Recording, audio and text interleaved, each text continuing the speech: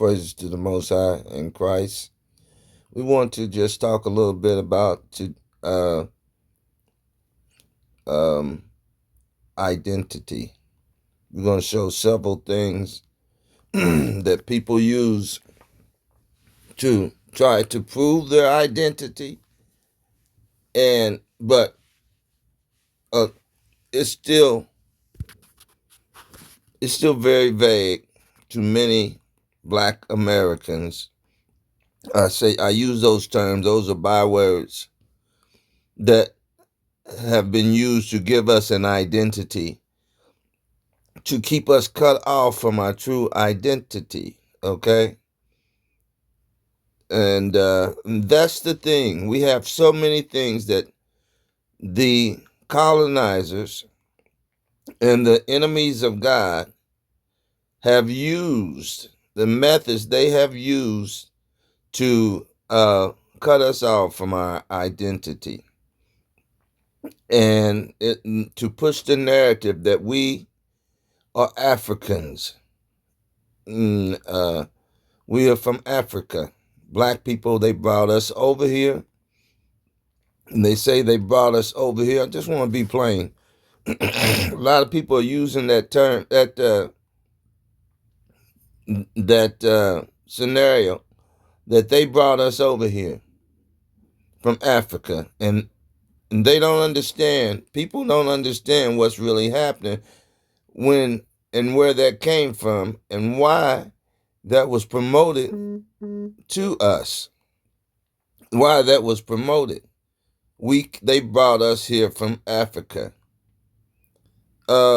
Mainly because the colonizers came here, the Edomites came here to steal the land from the northern kingdom Israel. You got to keep that first and foremost in your mind, that they came here to steal this land from the northern kingdom of Israel. They they knew we were here. And another thing I want you to realize, that the Romans, the Greeks, and all these other nations, they always knew who we were. They never forgot. It was their job and their mission to steal our identity, to gain control of the whole earth. Right? I don't want to make this a really long video, because I know, well, I'm going to go ahead and do what I'm led to do with the Holy Spirit. There's a parable in, I think it's Matthew's 21 and 33. Let's check it out.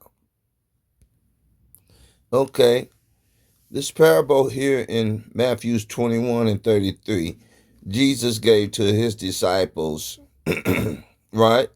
To let them understand what the whole strategy, or what the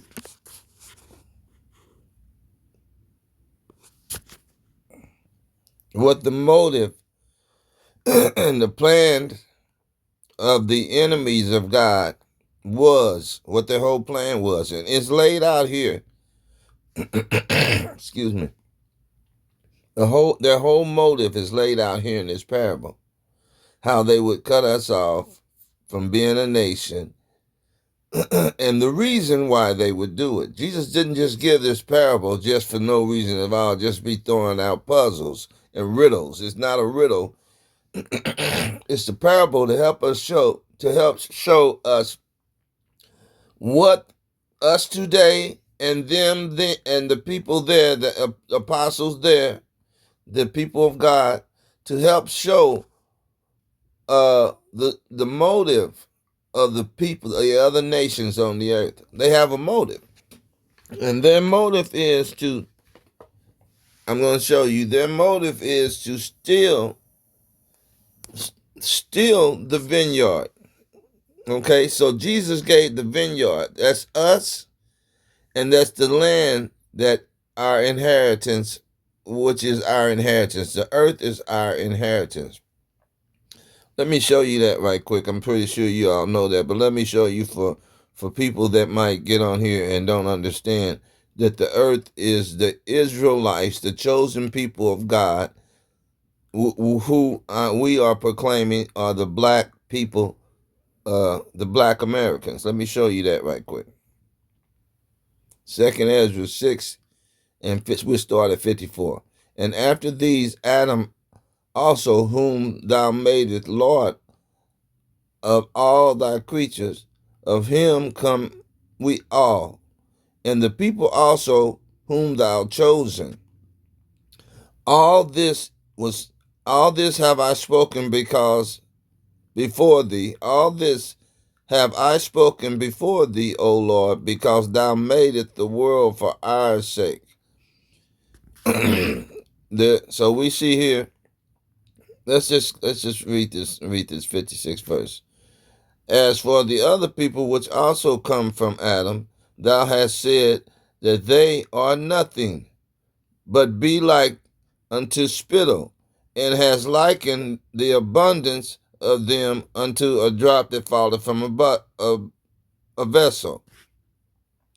Now, O Lord, behold, these heathens which have ever been reputed as nothing, have begun to be lords over us and devour us. But we, thy people, whom thou hast called thy firstborn, thy only begotten, and thy fervent lover, are given unto their hands. If the world now be made for our sake, why do we not possess an inheritance with the world? How long shall we endure? So you see, this is what Jesus was trying to show. This was the parable that, that Jesus referenced to show us, and this is all through the Bible.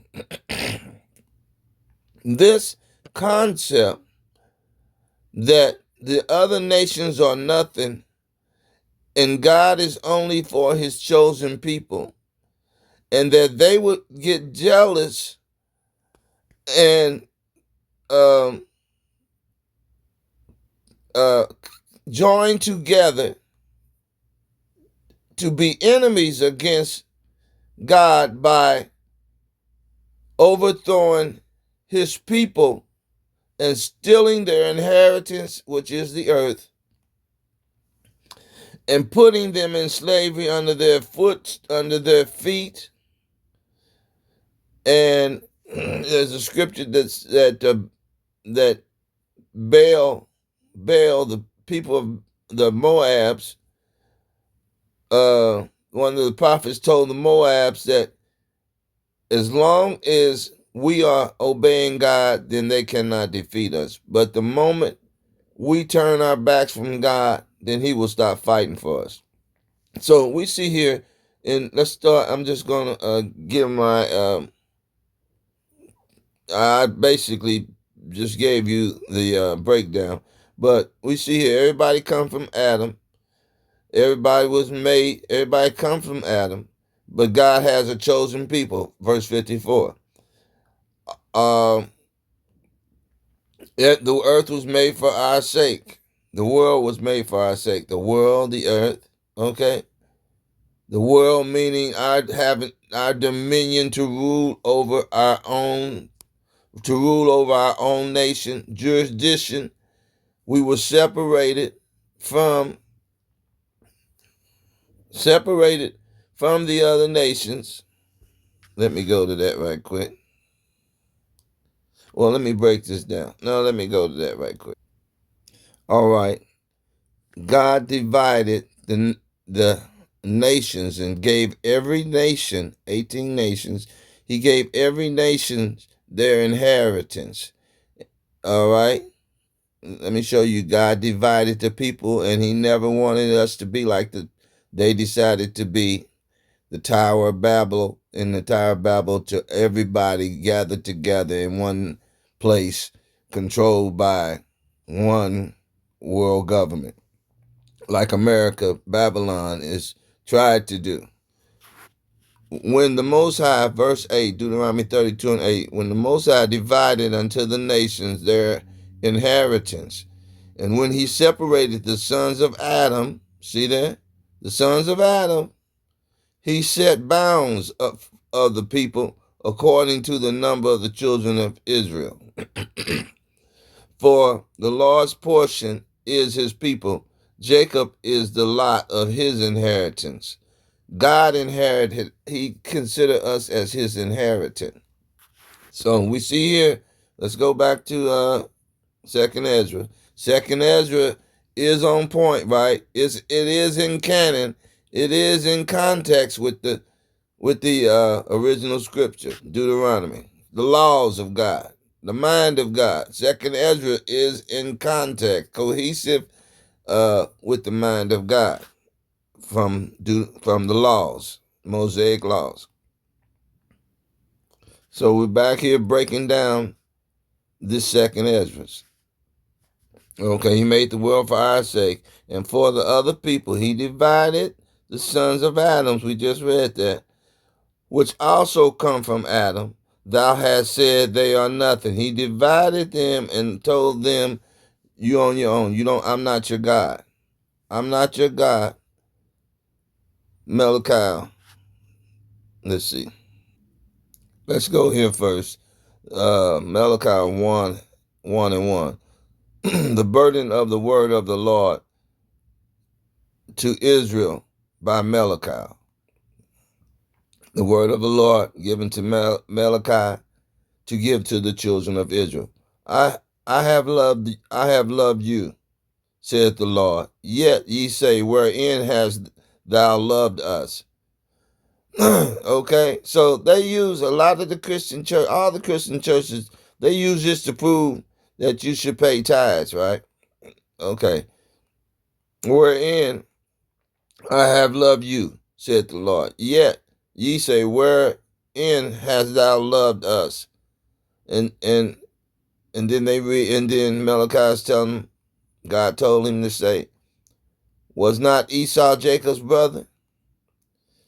And then we know we're Jacob's children. So what God is saying, wasn't Esau Jacob's twin brother? Didn't they come from the same people? Saith the Lord, yet I love Jacob. He said, I chose you over your brother. I chose you over the people who you worship. I chose you over the people who you give your allegiance to, who you swore allegiance to, the rulers of the United States, the Romans, the Edomites, the dragon, Job called them. And I hated Esau and laid his mountain and his heritage waste for the dragons of the wilderness. Job said, I'm brother to a dragon. That's what he was talking about. Okay? So he said, I laid them aside. I brought them down. I disregarded them. I had reverence towards you. I had respect towards you. And laid his mountain waste for the dragon in the wilderness. I considered him nothing. Because the two nations that was born, Esau and Jacob, this would be how God would show us that there's a wicked, and there's a people, chosen people for the wicked, and there's a people who yield their members for the wicked, and there's a people who God loved, and he would lead and guide through chastisement, through free will. He give you free will to choose, and he's going to lead you and guide you. As you choose wrong, you're going to choose the wrong, to follow evil, but then he's going to chastise you to where you would say, hey, it's not worth it. I'm fighting a hopeless battle against my creator. I'm going to turn back and be blessed like the prodigal son who turned from the wicked, turned from the pig pen back to his father's house. That was a parable of Israel turning from Edom, the wicked, the border of wickedness. Okay? We get ready to see.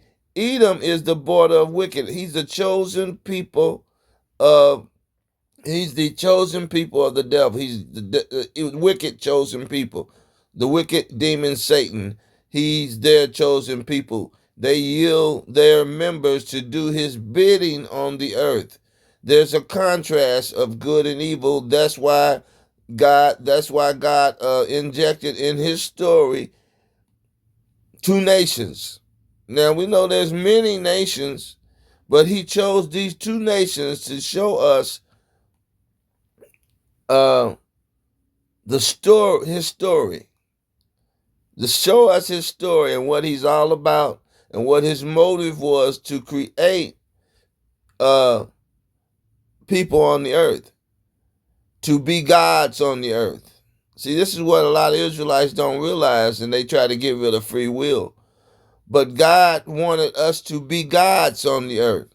That means have a choice, have an opportunity to choose like a God. You can choose your path. You can choose your dominion, how you want to rule on the earth. Yes, God put his hand in there because he was making gods. He made gods on the earth, right? It's his creation. He made gods, and this is how he chose to make gods. People with gods are free. Gods are free. That's something the Israelites don't realize too. That gods are free. To be a god, you have to have freedom and dominion over over where you rule. He wanted men to experience what he has, his godliness, his godhood. He wanted little gods on the earth. Can you deny that? God wanted little gods on the earth, right? That's why he told us you're gods. You're going to die like men if you don't choose right. So this is what this is about. God is making gods on the earth. And you can't be a God unless you have the choice, free choice, choose. But he's creating the world to where we would enjoy forever being gods, ruling over the other people. He's creating this world for us because you know he's putting away evil too. We wouldn't be gods. We wouldn't have freedom of choice if we didn't have the choice to choose evil. If we didn't have a choice, to choose evil. He even gave us. We're so much. He's making gods. He's making these gods so authentically gods that he gave us a chance to choose evil. He gave us a chance to choose evil. You're going to tell me that's not having a free will? You have to have a free will to have choice. You have to have choice in order to be a God. You have to have the ability to choose.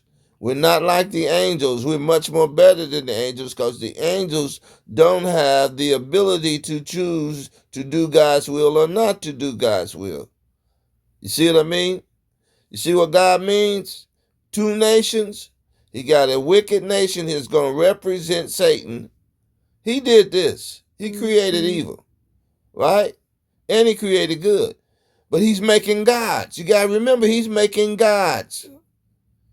He's making a whole group of people to be gods on the earth.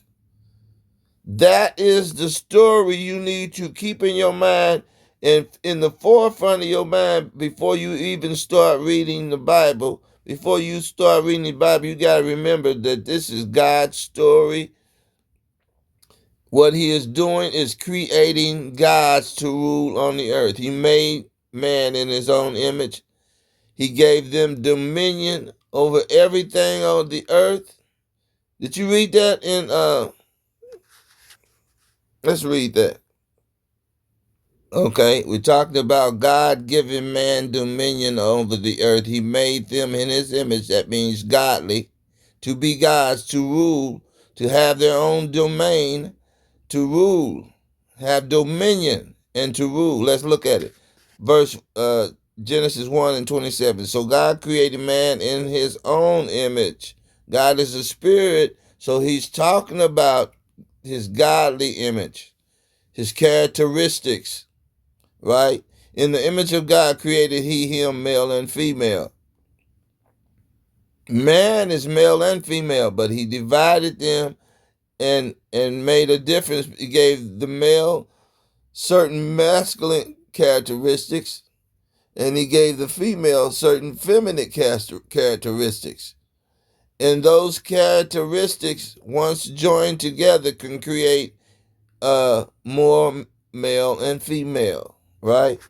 So he created he them. And God said, and God blessed them, and God said unto them, be fruitful and multiply. Didn't that's what I was trying to say. I'm still in context. And replenish the earth and subdue it and have dominion over and have dominion. Replenish the earth and subdue it. Rule over it. Control it. You have power to control everything on the earth, right? Man. Every man. Right? Every man. We know he was talking about every man because we know all the nations have this. All men have the ability to control. We're made different. We're made different from the animals. The animals have certain abilities and they can't jump up and control the earth. The animal cannot ever control the earth.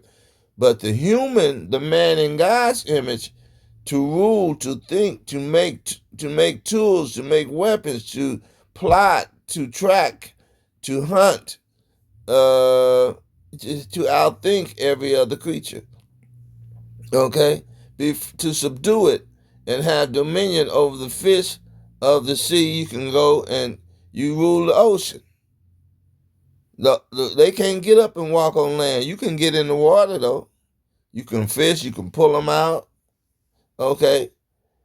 Uh, to have dominion over the fish and of the fowl of the air. You can control the air, the creatures that roaming that live in the air. You can control them. You can catch them. You can capture them. You can put them in cages. That's all right. That's okay. So Esau's a damn lie. The white man in this land tried to put the creatures over us. That's one of his strategies to defile God, to to defile God, to say God, to show God in us that he reverenced the animals that God created to be above us. He give them more.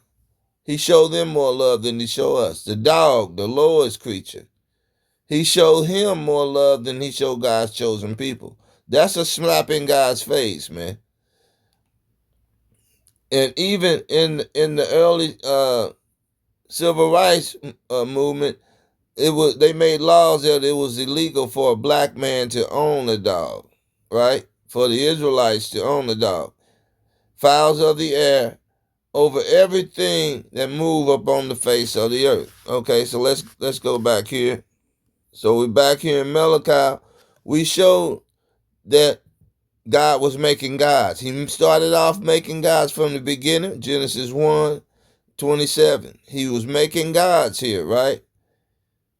So he gave us choice. Gods have to have choice. If not, you're a robot. If you follow the dictation of another people, then you're a robot. And that's what Esau did. He took away our choice, our dominion. That's what the nations did. They helped Esau to take away the dominion to rule and to have even over our own lives. We are his robot. Whenever we follow his laws, Nathan, General Yohana, whenever we say we're going to follow Esau's laws or the world's laws in every land, we go in every land and follow their laws, then they're making us out of their robots. That's what a slave is, a robot. Modern term for a slave is a robot. And God wasn't making us robots. He made us gods to rule and choose and to be free and to have choice and how and to rule our lives using his. And we can only, let me say this, we can only take that state of mind of a robot, that programming out of our minds by having the mind that Christ had. You understand? We can only come back to our Godship by taking the mind that Christ had, which Christ said he did nothing but what he heard his Father tell him to do. How do we do that? We keep the laws of God. We become gods again when we keep the laws of God. That's how they turn us into robots. The Christian church helped every entity that is licensed, that have contracts with the wicked, have contracts with the wicked. They commanded us that we did not keep the laws. That was one of the things they had. That's one of the things that they said definitely not. That's stopping them, that will stop them from being rulers over us, is that stop the programming, will stop them from uniting as one to rule over us, is that we kept God's laws. That would deprogram us and give us our freedom to think as gods again and to rule in our minds, to call those things that are not as though they were, to command our angels, right, to work for us in our situations, to do spiritual warfare. We have to be thinking like God.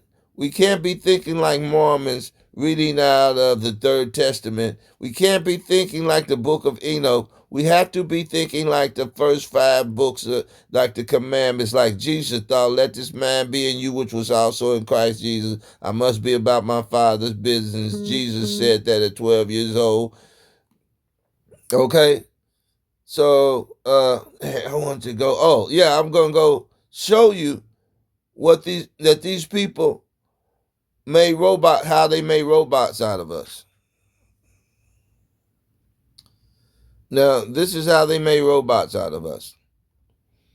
The addition of Esther, it's in context with the Bible. We're showing you that the lost books, that the Apocrypha is in context with the Bible and in history.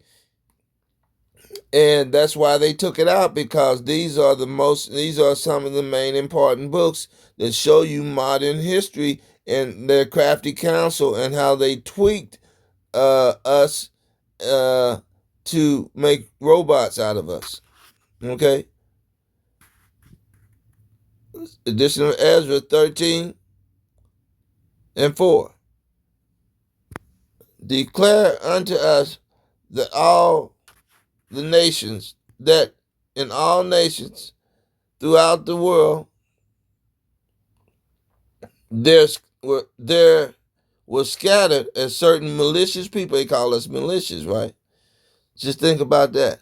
That's what they've always done, and they've always tried to depict us and to make us as the criminals, right? That's their strategy now. They flipped it. Instead of them being the wicked and doing stuff to harm us, they say us keeping God's laws is malicious to them. Hey, it makes sense, right? It is. If they want to, they say you're harming us when you keep God's laws. That should be something we key in on right there. If we want to harm them and stop them, we need to keep God's laws. Certain people, malicious people that had laws contrary to all the nations. All the nations have their laws, law of the land, But we are still supposed to carry with us our laws, obeying God's Mosaic law, and continually despise the commandments of king. That's what we're supposed to be doing. We're supposed to be despising the laws of the king, the commandments of the king, because they have a king. His name is Satan, the devil.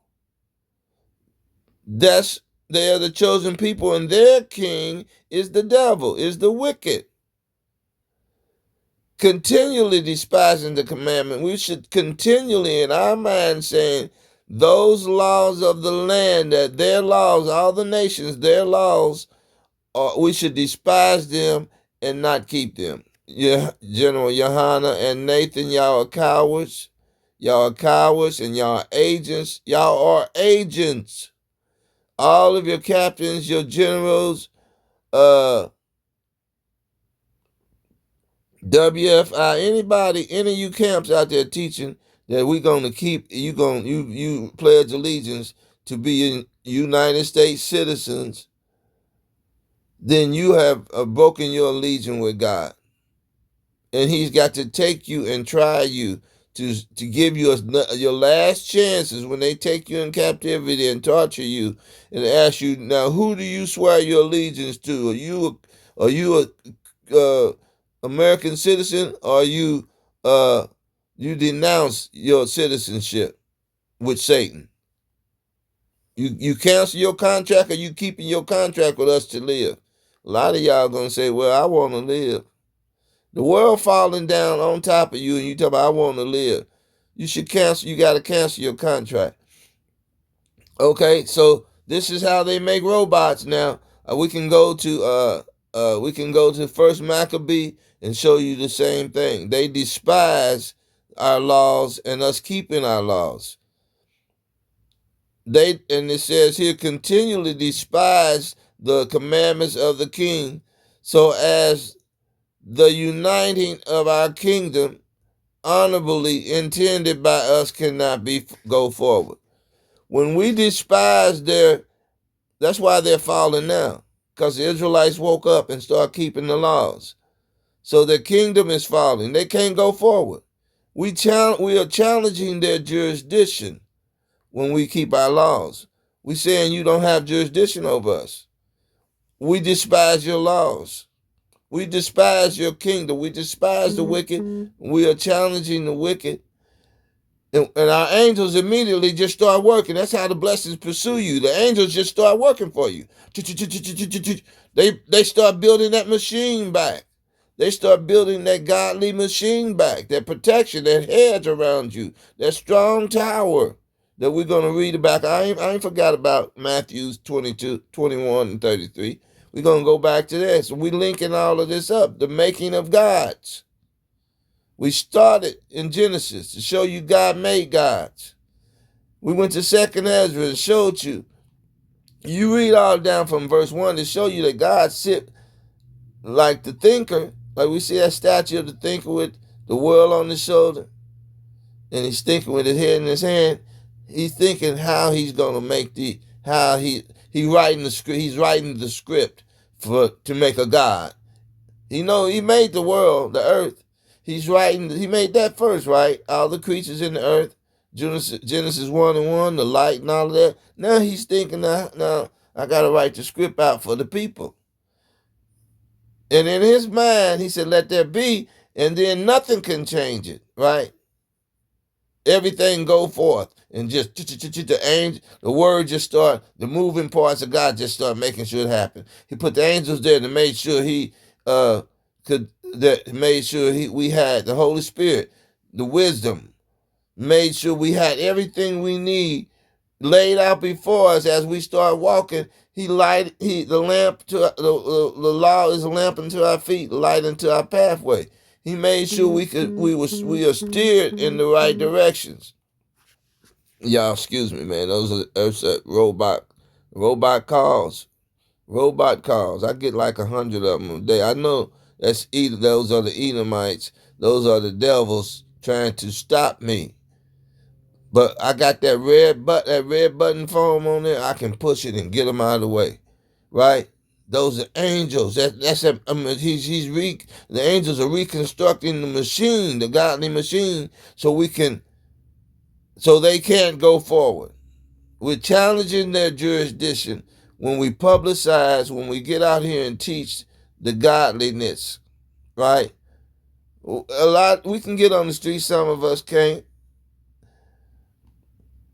Okay, verse 5. Seeing then we understand that this people alone is continually in opposition against unto all men.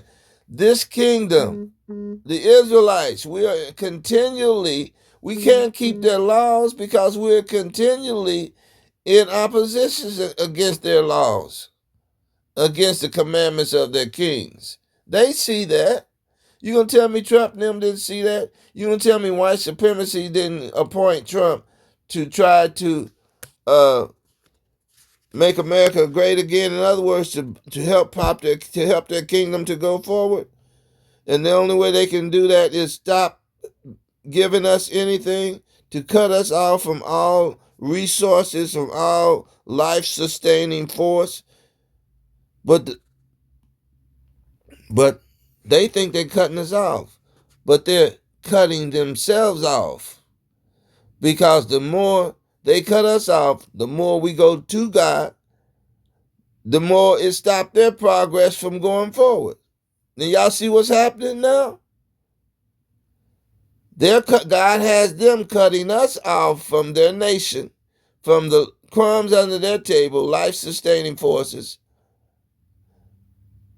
So we can go to God, back to God, to keep his commandments and bethink ourselves, repent, start getting the mind of God at us again, which is stopping them from going forward, stopping their progress.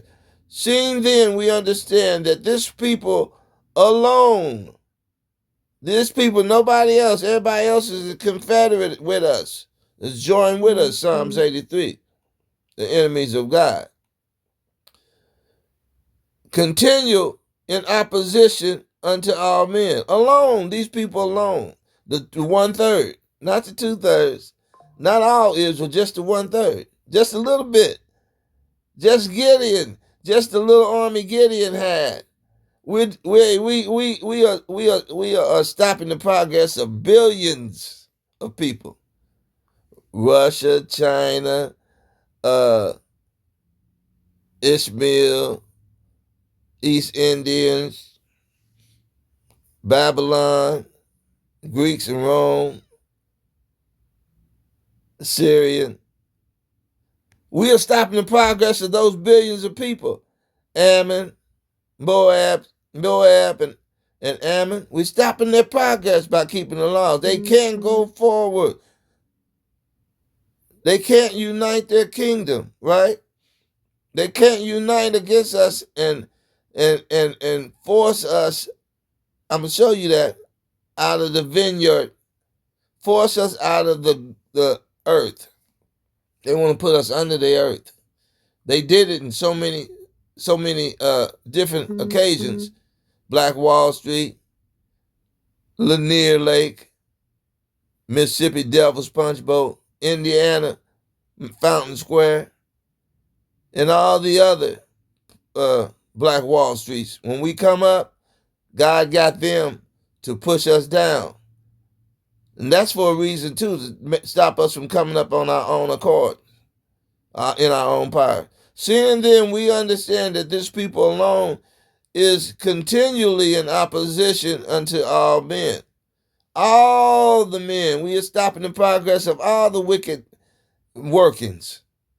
That's why we're going to go that's why they use everything they can to stop us from realizing and recognizing who we are, right? So I'm letting you know I'm here. I'm still, sometimes you get your thoughts. I'm still laying down, and sometimes you get your thoughts. You have to get on there and do what you got to do, right? Before the thought go away. God talks to us on our beds while they're devising evil on their beds, God will talk to us on our beds and show us how to combat their wickedness. And that's what he does. He give us thoughts and we publicize them. Our people take the messages. They make it a part of their lives. We're convincing and edifying men and women to come back to God, right? And we're stopping their progress from going forward. We're challenging their jurisdiction. We're resisting them. We got to resist. That's what we're doing. We're resisting the devil, right? Okay. So you know I'm here. Okay. We are in opposition unto all men, differing in the strange manner of their laws, and evil affected to our state. Now, see, he said it make a difference. There's a difference. Esther is showing what the wicked is thinking. They're saying the strange manner of their laws. In other words, wait a minute, they're not whoremongering. They are against us having jurisdiction over them. They don't want no more crumbs from our table. They trying to unite back together under God's laws. Let's see. Let's see. They don't want Greekish fashions no more. They talking against the basketball players. They talking against our gladiators. They're talking against our race soldiers, hunting them down. They're talking against our hip hoppers, our entertainment, our singing and dancing. They don't want to work for us and finish building our kingdom no more. They don't want to do that work no more for them cheap to free to nothing labor, paying them nothing. They want their land back. They want their culture back. They want their identity back. They're indicting us for all the crimes we committed against them. They're going to stand up and try to indict us for doing them wrong. They want reparations. They're asking the angels to destroy us. They're praying and airplanes are falling out of the sky. Tornadoes and hurricanes are coming only to our neighborhoods.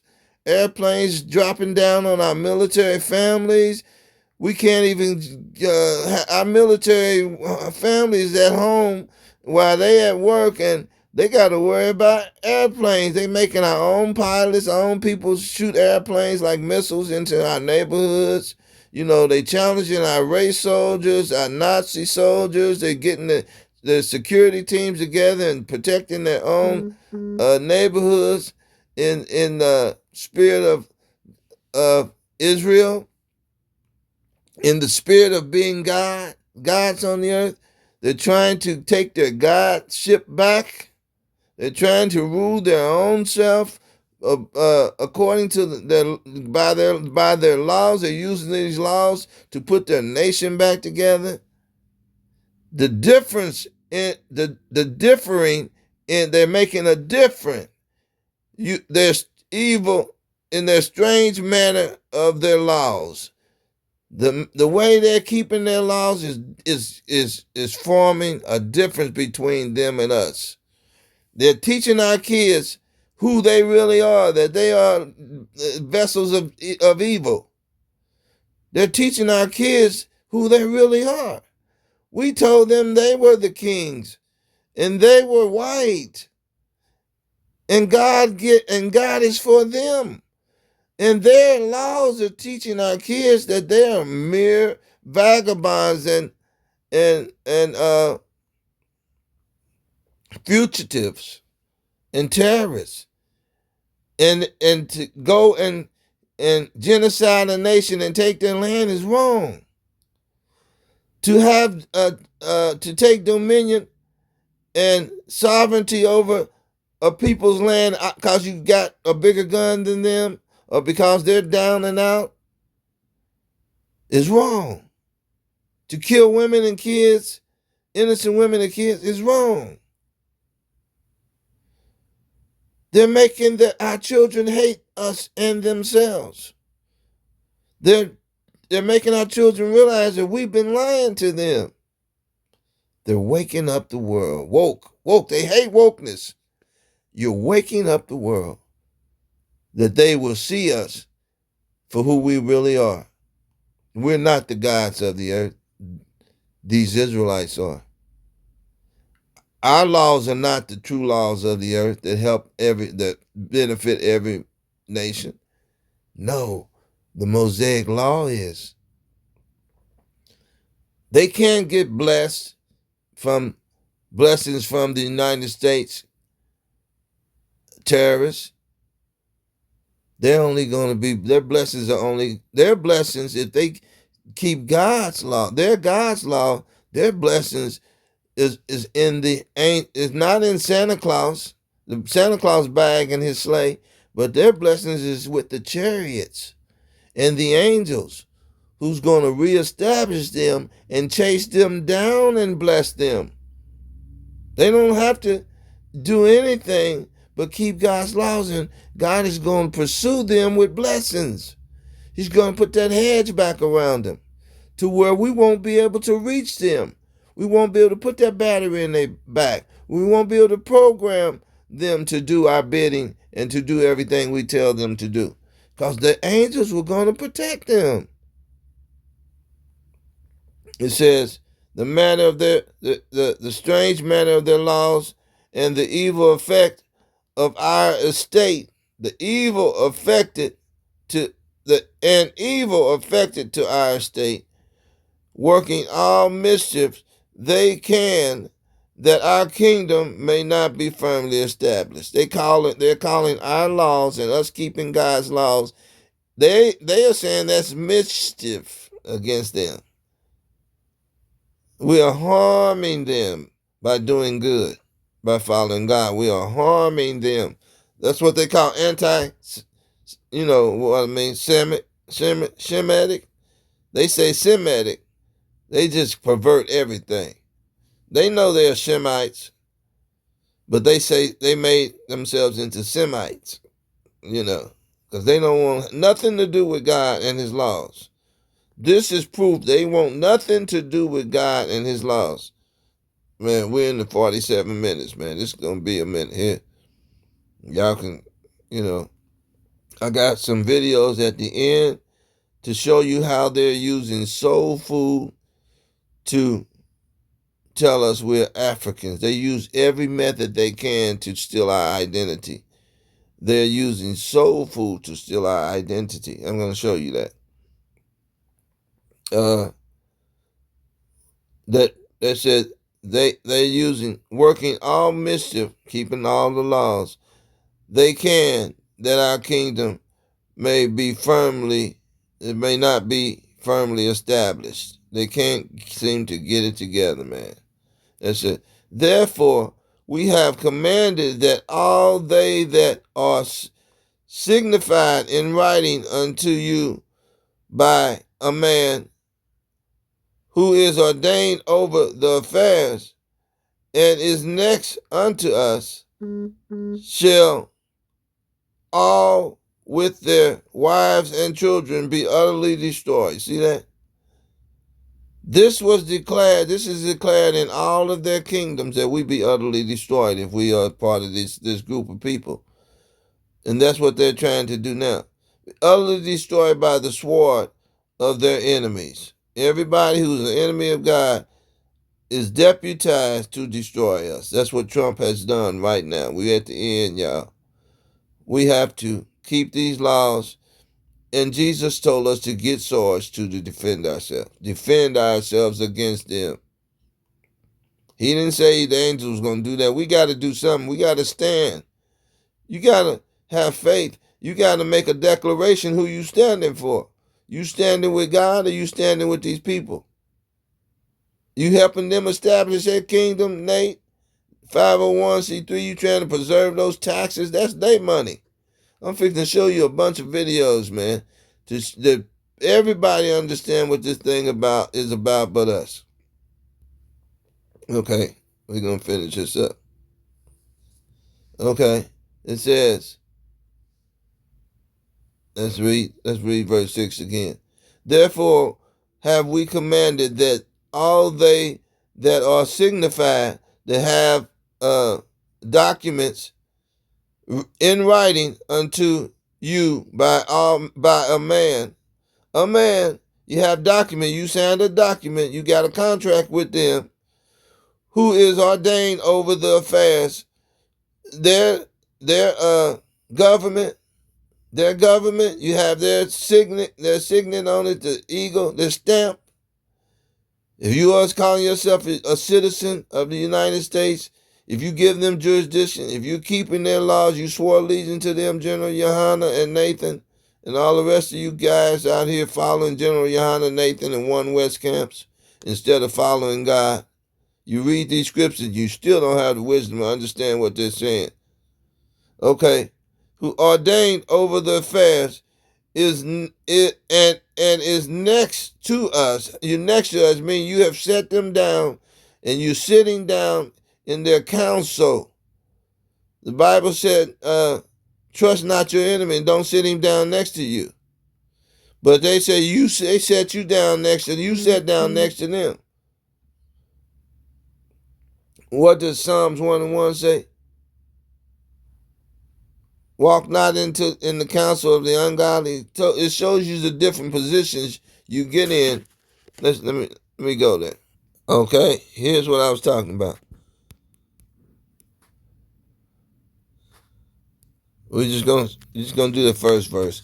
Blessed is the man that walketh not in the counsel of the ungodly. Okay, and when you keeping their laws, you walking in the counsel of the ungodly, right? Nor standeth in the way of the sinner.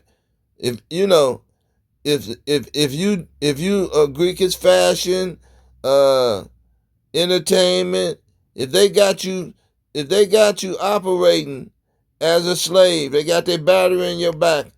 If they programmed your mind, you standing in their way. You're standing, you're a placeholder in the evil kingdom. You're part of that mob that they have to hold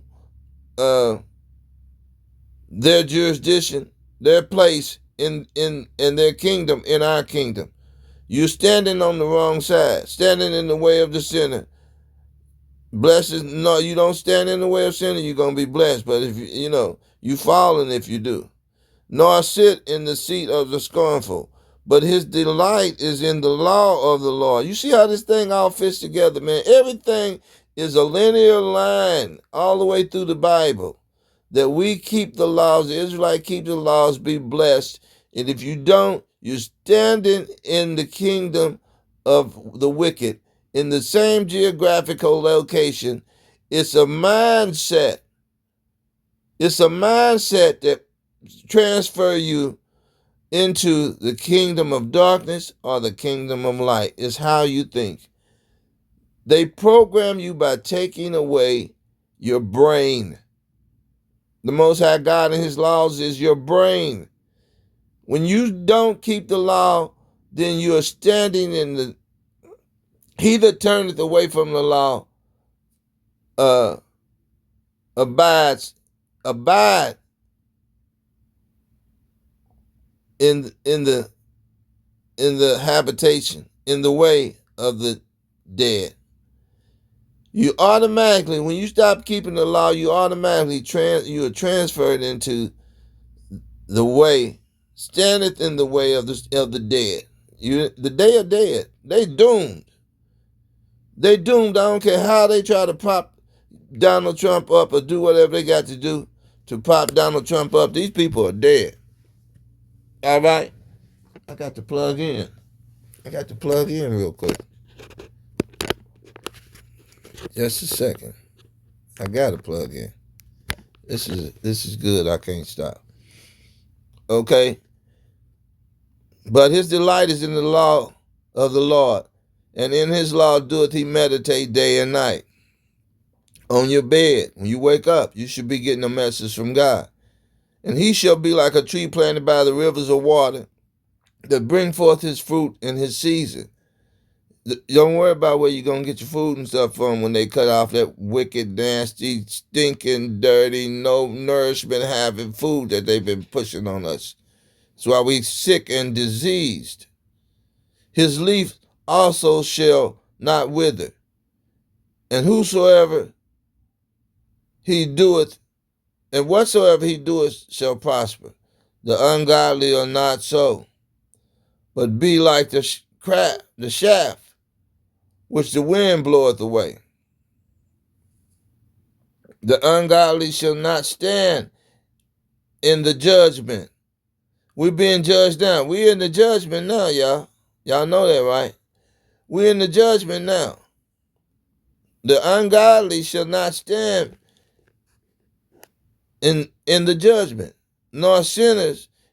You are sinner, Christians, because you have not repented from sin. You have not stopped sinning because you don't know what sin is. They took the law from you. Ain't the law the schoolmaster? The law tells you what sin is. Come on, y'all, wake the hell up. Nor sinners in the congregation of the righteous, right? So as soon as you start sinning, as soon as you get rid of the law, turn your ear from the law, you're standing in the congregation of the dead. You're automatically transferred. A transformation happened. We're in the same geographical location, but you can be standing there in the congregation of the righteous in what they say the territory. This is our territory. This is the colonizers' territory. You standing right there in New York, you got two territories intertwined. Not intertwined, but overlapping each other. In other words, you know how scientists these fiction stories, two galaxies, two dimensions, two dimensions together, but they're together in the same geographical location, but they're two dimensions. That's the way the congregation of the righteous, and they're mixed with us. Yeah, they are mixed with us, and the congregation of the dead. Let's just use that.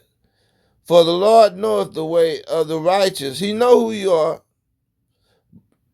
but the way of the ungodly shall perish. So he'll separate. He's separating the sheep from the goats in these last days. Let's go back to where was I at? The edition of Esther. Did we finish that up?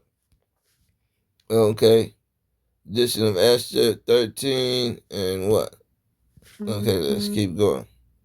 Let's see. We just about finished. We finished this up. We're gonna go back to Matthew's 20, and then we're gonna go back to Malachi, Matthew 22. Because what we're showing is the making. Remember, we're showing the makings of the gods, and we're showing the kingdom of the wicked was made to stop us. Why? Because we had to. He made good and evil, but we had to choose for ourselves what to serve, what we want to be, who we wanted to be. We have dominion over ourselves. We have the choice to choose how we want to be made and how we want to be designed. Will we accept the design of God when we keep his laws? Will we put in our brain the mind of God, to be God's? Or will we accept the programming of the wicked to perish? To perish. Satan comes but to kill, steal, and destroy. These nations are confederate with each other to be devils on the earth. The chosen people of the devil are the nations that right now are following the jurisdiction of Esau, the people of Edom. Okay, let's see. He said, therefore, let's read verse 6 again. Therefore have we commanded that all they that are signified in writing, have a contract with the wicked, unto you by a man. The man is the kingdom of Edom. Right? They rule the world now. Who is ordained over the affairs. They give the ordination. They tap you on the shoulder with their wicked sword and say, go out and do wicked. Stand, hold your place. Because we need men to hold the place in the way of the unrighteous. We need bodies. We need bodies. And we need bodies to follow our orders to oppose the laws of God and the people of chosen of God. And is next unto us, they sitting next. Y'all gonna be next. Y'all gonna rule in this kingdom next. You got an opportunity to rule in this kingdom. In all of the different kingdoms on the earth, you can be part of our rulership. Satan took Jesus up on the mountain and said, all these kingdoms, every man has his own kingdom. Dominion to his own world. There's billions of worlds. He said, all these kingdoms, I'll make you able to rule. I'll make you wealthy where you can rule in your own kingdom. You can have people under you that worship you. Athletes, rock stars, hip-hop stars, Hollywood stars, niggas in the neighborhood stars. You'll have everybody around you worshiping you because they'll want to be kings like you. Okay? Next to us shall all of their wives and children be utterly destroyed. Okay? He switched over. He said, now, we're gonna destroy the wives and children of these so-called people ruling in their own kingdom. Y'all going down, man. You people that are placeholders in Esau's kingdom, gladiators and everything else that got other people worshiping you, your other Israelites, you ruling over them because your money and your success and your education and your this, your job, your this that Esau set you up. You sold your soul out to the devil. Your soul, your mind, your will, and your emotions, your brain, your heart. You said, hey, control this. Control me. Just make me rich. You can peg me in my, you can turn me into a woman. You can turn me into a man. You can do whatever you want to. Take control of my body and do whatever you want to. Just make me rich. Stop me from being a nigga. Take that, give me some kind of immediate gratification.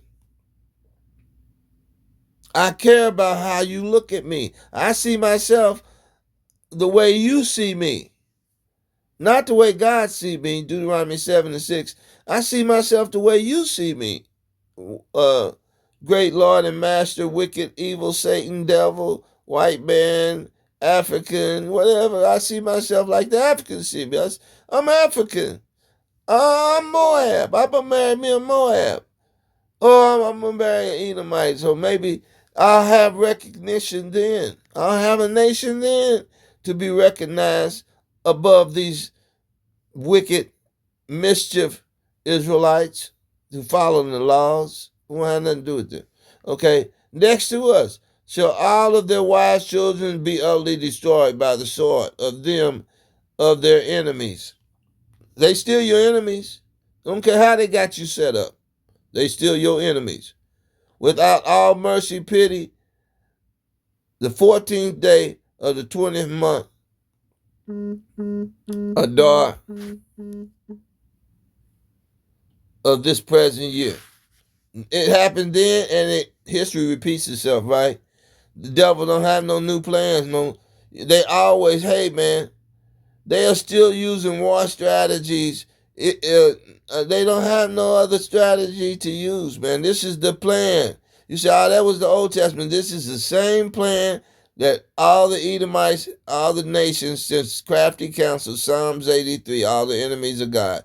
So this is the same. This is the only plan. They only tweak it to they keep reusing different parts of it because, you know, as we wake up, we have no knowledge of their strategy. So they can use certain parts of the strategy to subdue us as we wake up. In different generations, they keep repeating the process. It's the same thing. Trump is using this, make America great again. That's okay. Where do we start? These people, they have been free so long because of the civil rights movement. We can't use the change no more. Let's see. We'll go back and use some of the old tactics. We took away the law already. Now they went back to that. We can't get rid of this law. They keep going back to the law, and as they go back to the law, the angels keep rebuilding their bridge back to the Father. It keeps, okay, this is the bridge back to the Father, the law. The angels working to establish it. And as they work, as what's uh in Esther,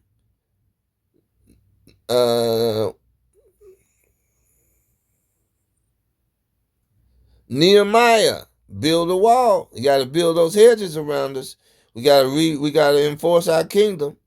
And as they go back to the laws, the angels are setting in people, saviors, to reinforce the walls around them, to reestablish their kingdom.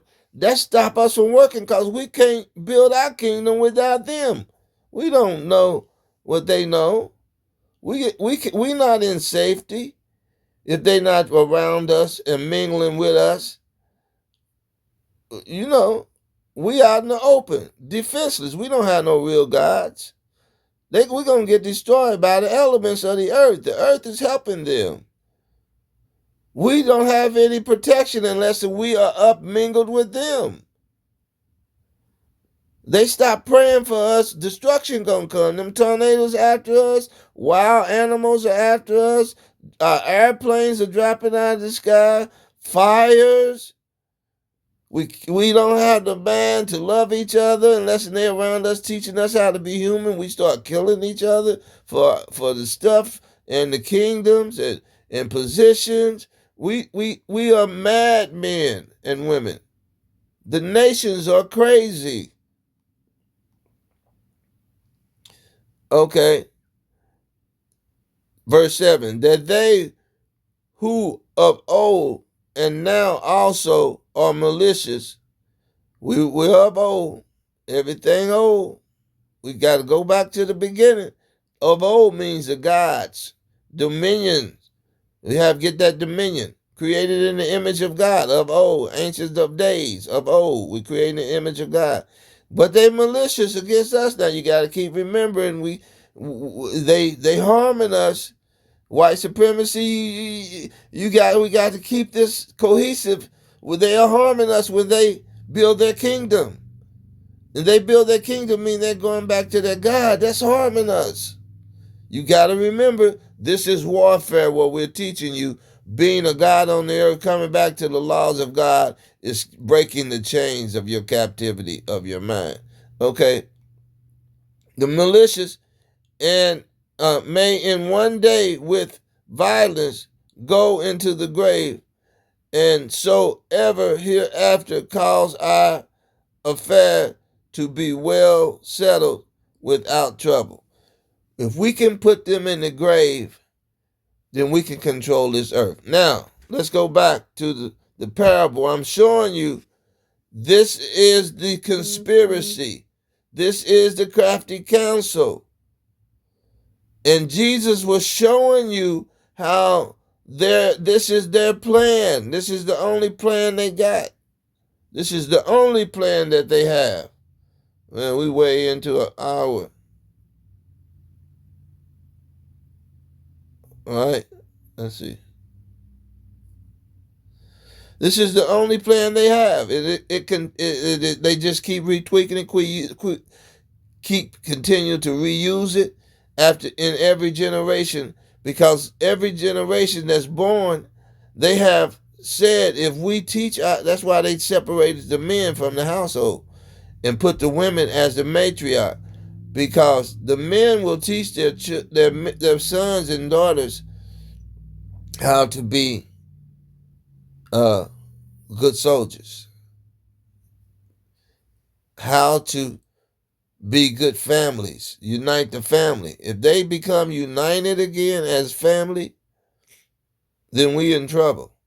We can't unite as when they're uniting, because we're going to be too busy fighting off these curses that's on us. That's, when God separate us, then all those curses and atrocities are going to just wipe them out, man.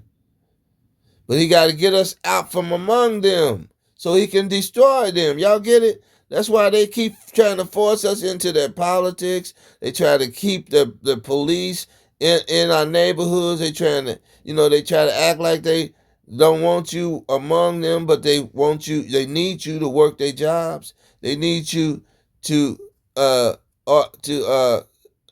signify, co-sign their religion, to believe in their religion. They need to be with you for protection. The Edomites mingle with you for protection. They cleave to you for protection. But God said, don't let them cleave to you. Y'all want to keep the laws, y'all want mercy, then y'all go teach your people and subdue those wicked, evil people in your kingdoms. You got to subdue them so they can stop harming us. If you don't, then they are going to harm you and to get to us and stop us from separating. So, stop us from separating from them. Not only for the protection that we can protect each other, we need to gather together. We need to come out from among them so all those curses and all those atrocities that the angels are holding back, right? He got the four corners of the earth, all the atrocities ready to release on them.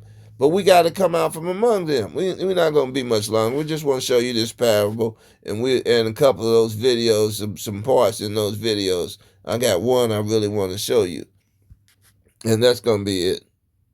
Okay? All right, let's go. All right, this is the parable. Remember, Jesus is showing the jurisdiction, the ownership that was set up. And because this is not given the definition why they have dominion over the vineyard, right? This is not given the definition why, but it's showing, this parable is to show their motive, the conspiracy that's happening to us all through all our captivities, and the mindset of the people, why they hate us so much, and why they stole and the reason why they did what they stole our identity is for this reason right here. This reason, I'm fixing to show you the reason they stole our identity. And I went through and laid out other reasons why. And in Malachi, we showed you who evil was, who the wicked is. So a lot of people don't believe the devil, the white man, and all his allies are the devils on the earth.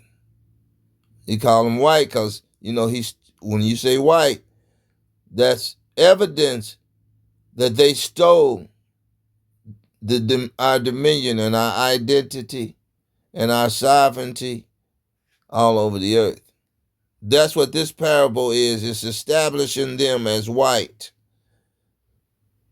It's evidence establishing them as white, meaning they have usurped or subverted our sovereignty as the gods of the earth to themselves by laws, illegal laws, and terror and violence.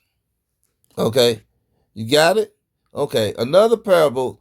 There was a certain householder which planted, Jesus, God's the householder, planted a vineyard, us in the earth, chose us, set us back in the earth, left us in the earth,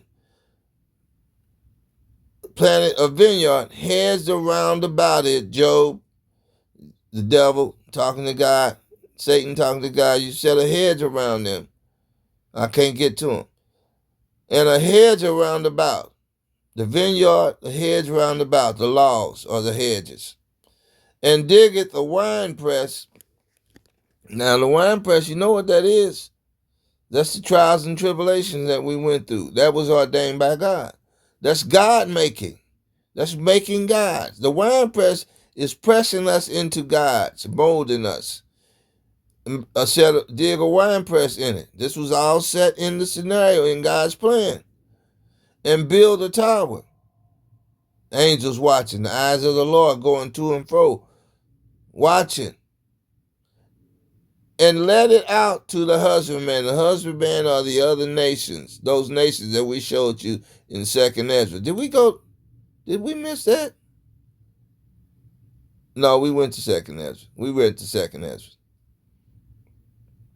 We showed how it's canon in the Bible. It's still in the mind, the plan of God. It all fits in these lost books, Apocrypha. The plan of God stays the same in context through all the books that we use. And let it out to the husbandman and went in a far country. What did God do when we turned from him?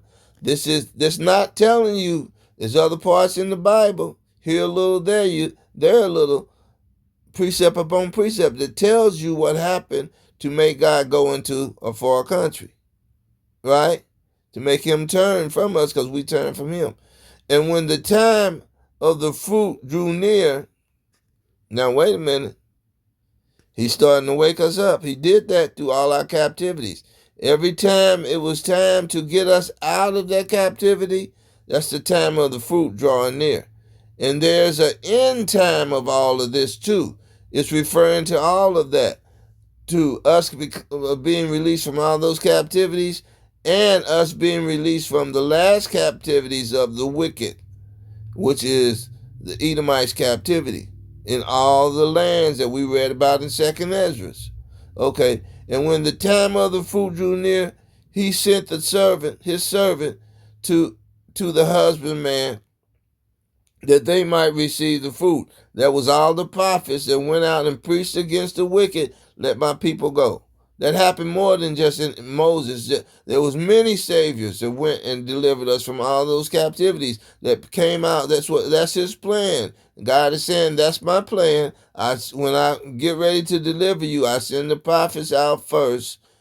The Israelites, I'm one of them. So all you people talking about, y'all woke us up, y'all can leave us alone. Now, we're going to keep talking to you about them books, the Cypher's Bible, the Third Testament, ringing your bell, talking about you control the ley line, taking up, still in the glory of God, talking with your hands, enticing all kind of women, that's all you Israelites, to follow you, taking silly women captive, entering into houses, taking silly women captive, 4 and 5 wives, you can't take care of yourself. All praise to the Most High. That they might receive the fruit. You send them prophets out. We setting things in order. We setting things in order. We edifying. We also rebuking, breaking down every imagination that exalts itself above the mind of God. Okay? If we want to receive our fruit, give them up. You got to give them up, Edomites. That's the kingdom that's ruling now, the Edomites. The last kingdom. Jacob got Esau's foot right now. Give our people up. Give them, come back to God. We opening their eyes, waking them up with this truth. And my sheep will hear my voice. Another they will not follow. We stopping your kingdom from progressing.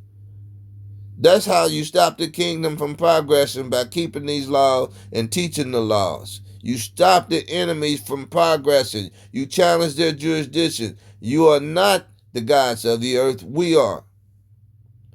And the husbandman took the servant, the prophets, beat one, killed another, and stoned another.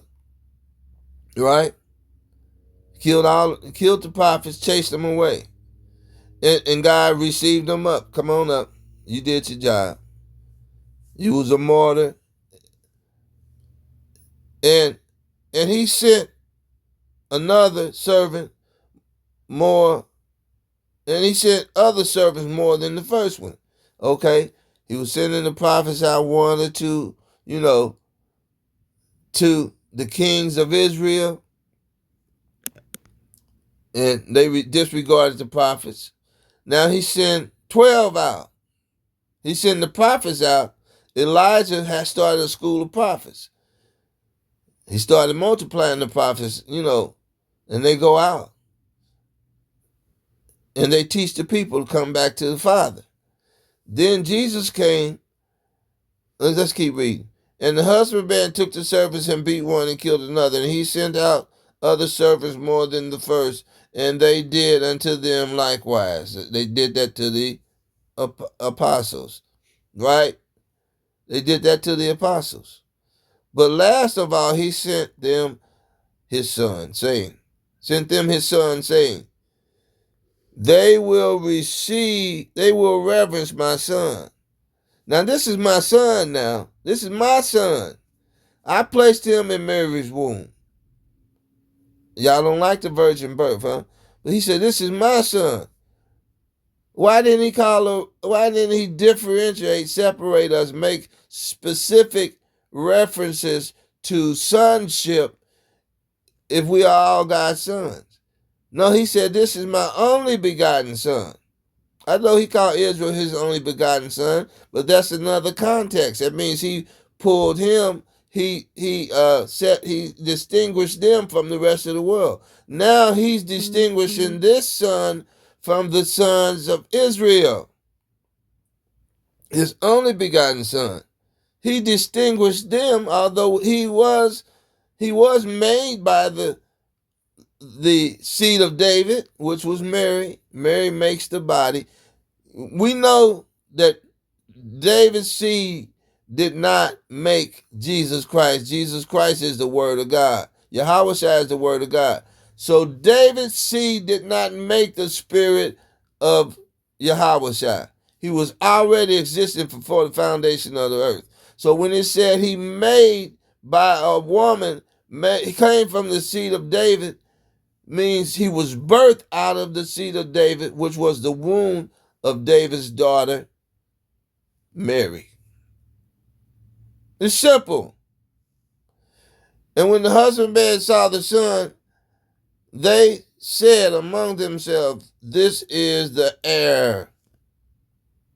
This is the true heir. We know the Israelites is his son, his only begotten son. But this is his true heir. What does that mean? He's the true seed of God. You dummies. This is his heir. This is the true heir. This is God with us. This is the man that's made them laws. This is the man of war. This is him right here. Here he is. We got him. We got him. He done messed around and came to the earth in our physical realm, and we have the power to kill him. Why did they think they could control the earth and have the title deed and be left alone? Because they thought God was in that body. They thought that was him, the essence of God that was in that body, the Son of God. But it wasn't. It was his DNA he created, a sperma. Mm-hmm. It was his word made sperma. It was not God. It was just his word. He can keep speaking. He keeps thinking. You can't kill God. You can't kill God. They thought they was killing God. the man that made them laws, the man that had been stopping them from uniting as one, and and and and he gave the Israelites dominion over them. The envy of the devil. They had the envy of the devil in them. That's why they can kill, because they have the envy of the devil. He has transferred his envy in their DNA, in their thinking. He transferred that envy. The same envy they have here. They want what we got. Covetousness. They said, we got God right here. This is him. Come, let us kill him, and let us seize on his inheritance. See that? They caught him and cast him out of the vineyard and slew him. And then you can read the rest of it. But we want to go back to Malachi. Or should we go there? No, we read.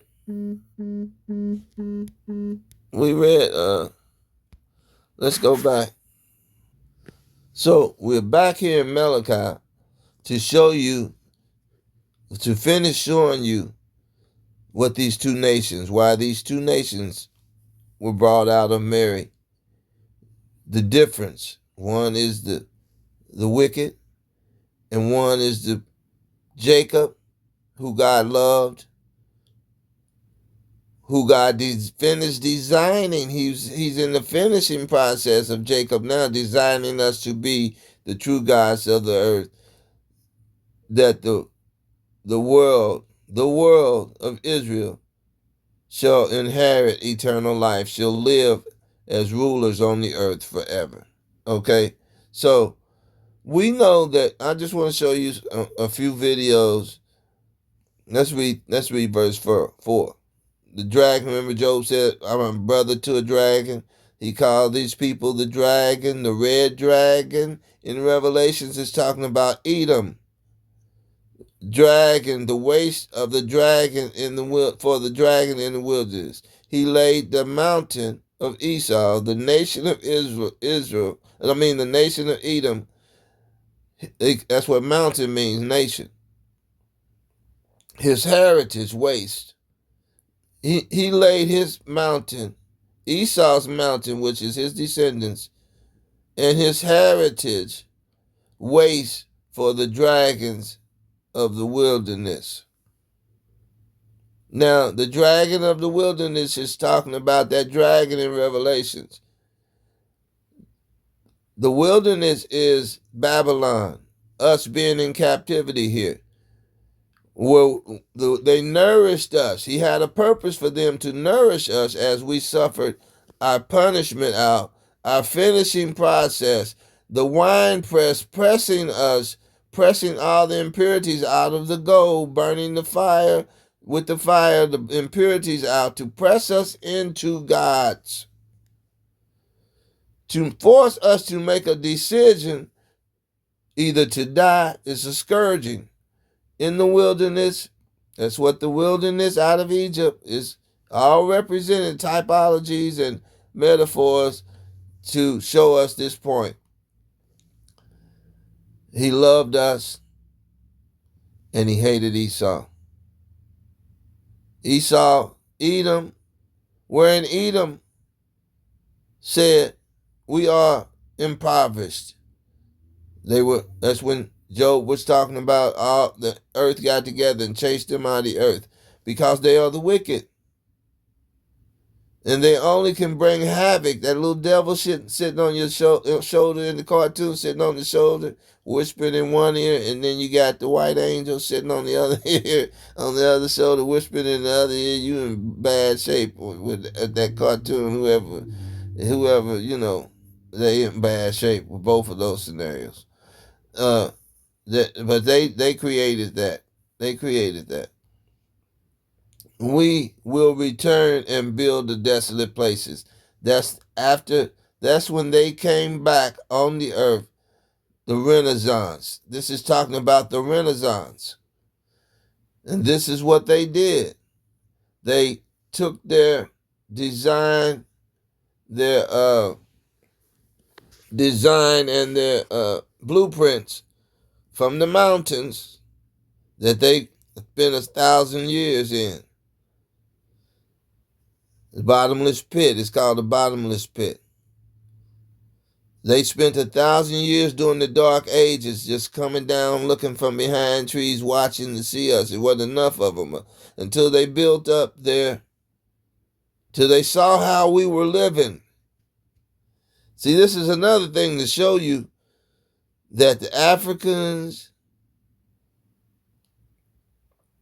all the other nations, black nations, were under King James for 1,000 years. They were under Moors, the Jews, for 1,000 years.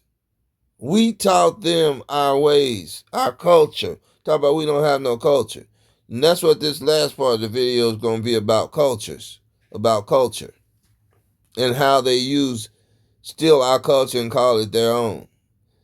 And say, and point to other places. Look, the culture's there. That culture, they got that from there. No, those other nations were in captivity. They were being ruled. Africa, India, Moab, Ammon, Ishmael, the black Ishmael, all the black were being subjugated. Now you remember when the righteous is that rule, the people rejoice. They were rejoicing over King James ruling. But this part had to happen. This is the finishing part of the making of the gods. What Esau is saying right here is his last part. A God telling Satan, go and get my people and tempt them and finish making my gods for me. The devil worked for us, like they say, like we say. The devil worked for us, but we ain't supposed to join in with him to help him enslave us, torture us, tempt us. We're not supposed to help him. We are not supposed to join in and keep his laws and do anything to progress, give him jurisdiction over us. This is the wicked doing. This is the wicked's job, to make us out of hardship, fiery trials. The wine press, right? We just supposed to watch them to make sure they don't kill any innocent women and kids. Keep praying. Make sure they don't come in our neighborhoods with their, just to come to kill innocent people. People that don't eat and sleep while they sleep. We're supposed to watch our people while they sleep. And when they wake up, they on their own. When they hear this truth and reject it, you on your own. Kick the dust. You walk down. Only 1/3 is going to be delivered anyway, but we got to protect the sleeping people. People that don't know the truth. A lot of the Christians are asleep. You can't go in and just let the devil in and slay them to hell with the Christians. No, a lot of sleeping people are in there. Most of them are asleep. We got to protect them from this wicked nation who said we're going to come, we're in power, we're going to return and build the desolate places. Desolate places is where we rule. I'm going to show you a desolate place. The North America and all the South America, those were desolate places. You see what I mean? It had to be what he was talking about, because when they came in the Renaissance, they went everywhere we were. During the Renaissance, they took England, they took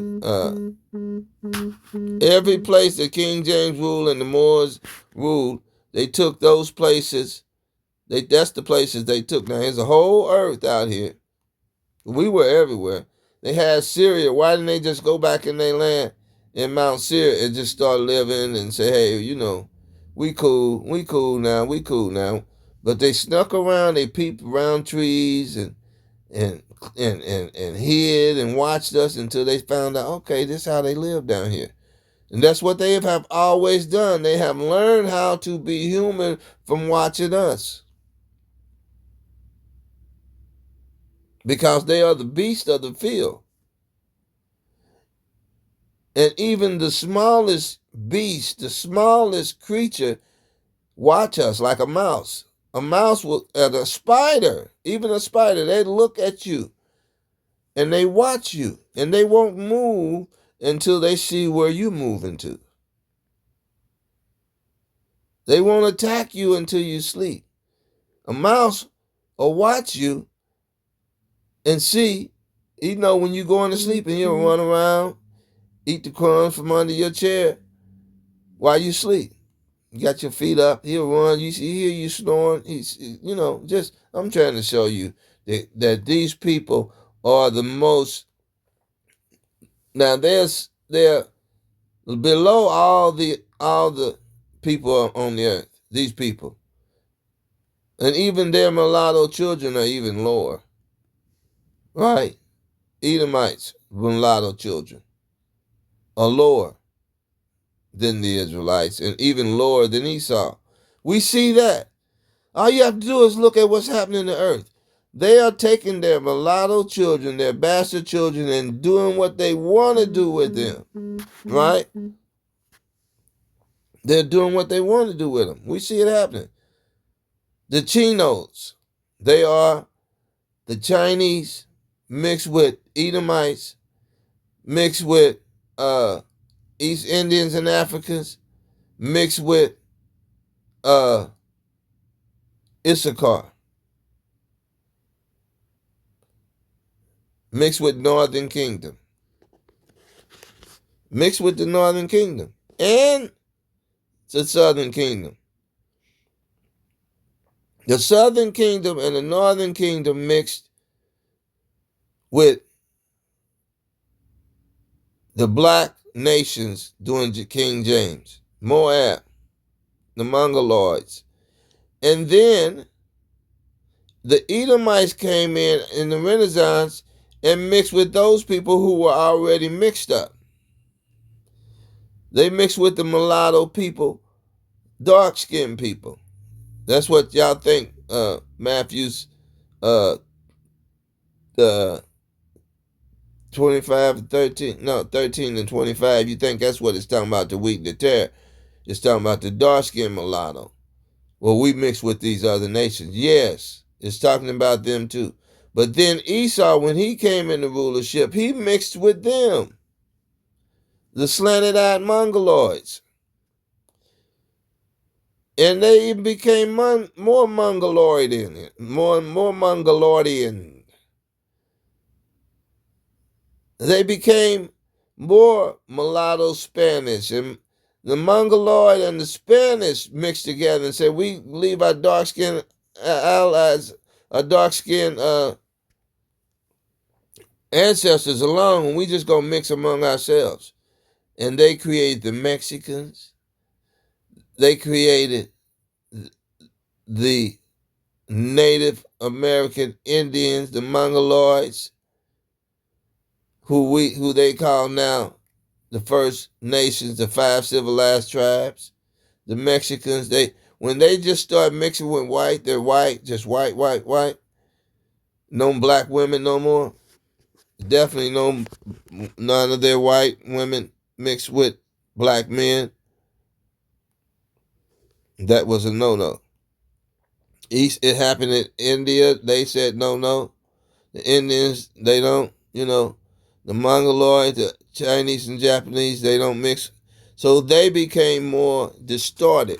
Their features became more, that's how you get those features. The Native American Indian with the bent nose, and he's no longer Issachar's features. He don't have Issachar's features. They have those features mixed. Chinook, Spaniards, white Taino Indians. You look at Puerto Rico, the Taino Puerto Rican, the black Puerto Rican. Then you see the white Puerto Rican. The features are diluted. So we're gonna get into this other video, man. This is almost 2 hours. I'm gonna love listening to it. because of these scriptures. And we shall return and build the desolate places. Thus saith the Lord of hosts, they shall build, but I will throw down. They shall call them the border of wickedness, and the people against whom the Lord has indignation forever. That's that nation.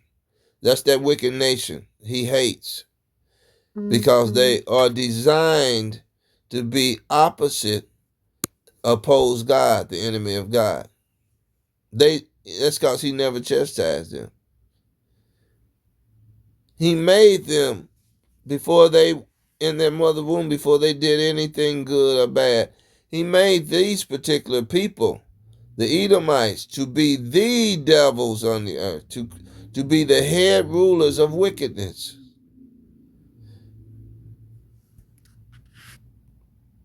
First of all, I want to show you the colonies, right? Now, we see the colonies starting from Florida and go up along the coast. We see the colonies. They returned and they called these places the desolate places, right? During the Renaissance, that's when they came over and took these places. These places, how did they build these places up right here? The Edomites came over and worked, or did they say they came over here and built these places up? Right? So you can see the trail. You look down here in this sandy looking area where it says Indian country.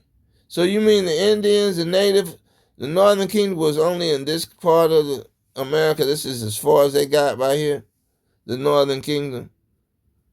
But then we see all over here, we see all over the map up farther, Quebec. The Edomites wasn't in that part. So what are we looking at? We're looking at the 13 colonies here. We're looking at the colonies. And let's see. Yeah. We can see from this top pinkish looking area, we see all these campaigns in Massachusetts and all these. You mean they just automatically came over here and brought all these people to occupy all of this land? Look, the name New Jersey and all of those different territories that were occupied. We see the occupied because we see the naming of the lands. Jamestown down here was North Carolina, South Carolina. Look at the settlers, where the settlers are at. The settlers came in and built all those places up. Georgia, we see occupied, naming where they named the places. Where they named the places is the places that they say we build up. But did they? Or I thought they had slaves to do all the work? You mean these people out of the mountains, the caves, came over here and they knew architecture? They knew how to build. Ain't never built nothing in their life. They came out of stone. They just go in and, dig out holes in the stone and live in them. They didn't build nothing they didn't build nothing with no trees and had no mills and no log cabins and nothing.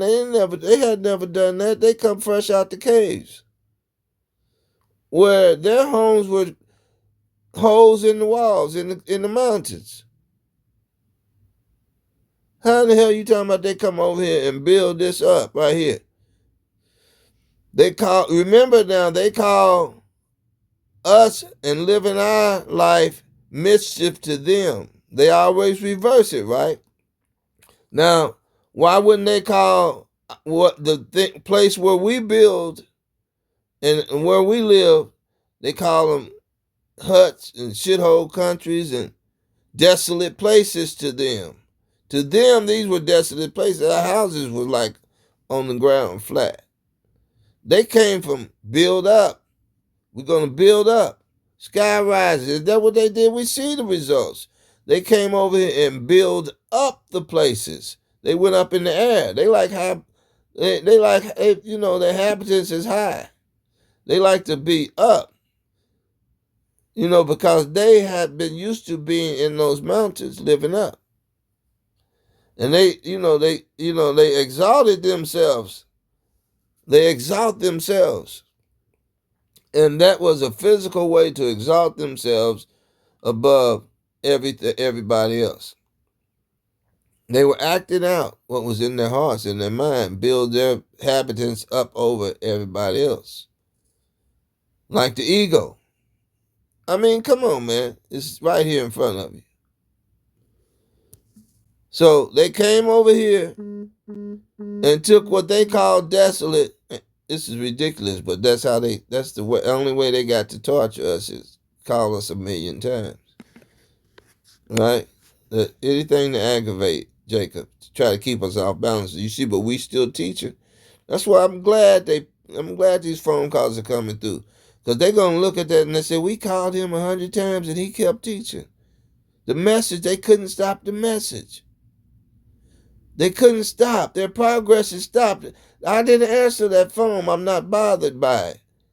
Their progress is stopped. Okay, so we're seeing these are the desolate places. These are where all the northern kingdoms were living. You know they lived on the coast because it's where the water, that's where the fresh air, that's where they call prime property today. That's the land that's where they decided to make their 13 colonies. Why? Why didn't they go back in there somewhere behind these places? You know, why wasn't the Northern Kingdom living in these prime properties? That's where they landed at when they got over here. That's you know,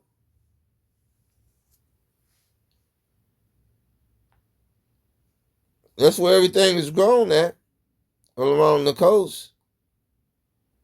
You're gonna get the best sunlight, the best tree. Look, all the trees, everything you need is near this water, this coast. Not inland, where things tend to grow slower. It's going to be near the coast, where the water, the ground is moisture, more moisture. And we know the rain waters and everything grows all over America. But these are the prime properties right now. Still the prime properties. Why wouldn't the Northern Kingdom have these properties? And so now they get all of this right here, and then the Indians are down here, pushed down here. That's where they went. Are you kidding me? They didn't build a damn thing on these lands. They came and took the land of the Northern Kingdom. Why would they push back? Why would the Northern Kingdom come here and push? Let me show you some more maps.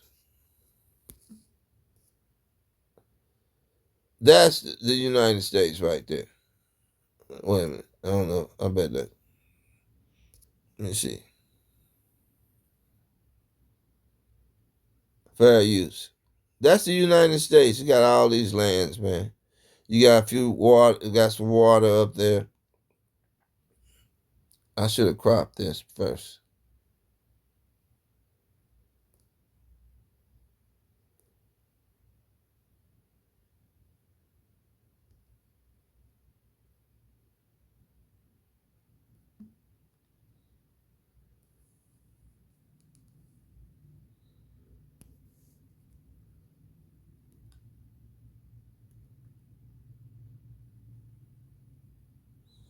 Okay, that's the United States.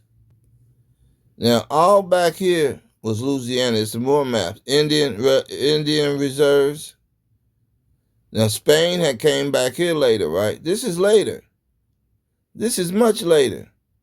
They back here. But this is where the Indians were. This is where the Northern Kingdom was, in these prime properties here, all along the coast. They could have went back in here. I'm pretty sure they ventured back in there. But you going west. They were over there too.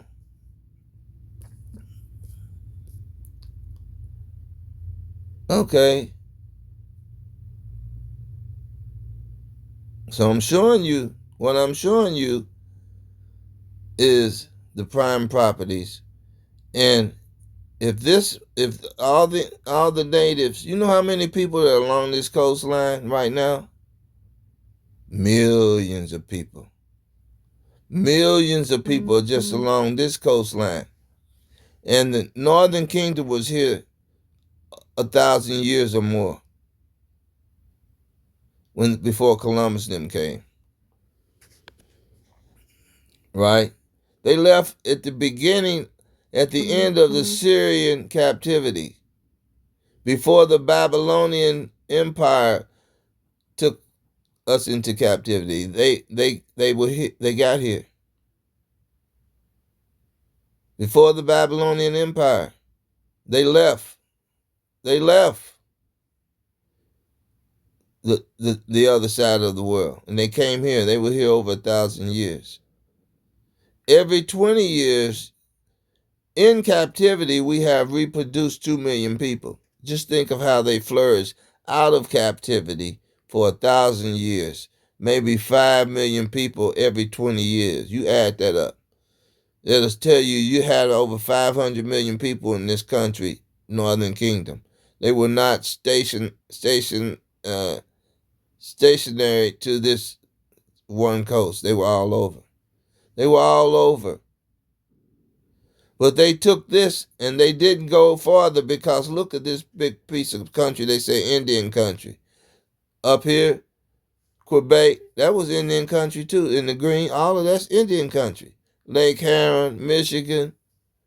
They up in there. How long did it take them to venture up into those parts of the earth, of the continent? About 500 years, right? It did take them about 500 years to cover this whole place with their people. Not cover it, but to just go into it and live. And they say they like 300 and something million people here. They got 300 and it's only 70 million of us. Yeah, right. We know that number's off. Because we are like the sands of the sea, and they're only like 7%, if that, of the population of the earth. So if they're only 7% of the population of the earth, then all the white people over here? No. They are less than 7% of the people over here. They are probably the 13%, and we are the rest. We are the 87% on Americas. Why? Because you look down in north, down below this Florida line, and going down in those islands, all those islands down there, and South America, which is bigger than the United States, you go all down in there. There are people down there, brown people and black, brown, dark brown, light brown, they're saying their ancestors told them that they were brought here brought there on slave ships, just like North America. And they say they are Africans too, because they've been at gunpoint too, not to disclose who they really are by Esau's bastard children who is ruling over those countries down there. They're delegates. The United States, the Edomite delegates are ruling in South and West Indian and the Pacific side. They are ruling all of those countries. The Polynesians. They are ruling all over the earth now, the wicked. So it's over 200 million down there. Why? Because they took them from this land right here. They took them from this land right here, the east border of the United States, and took them down there. Because they couldn't really go past here when they were building their empires down there.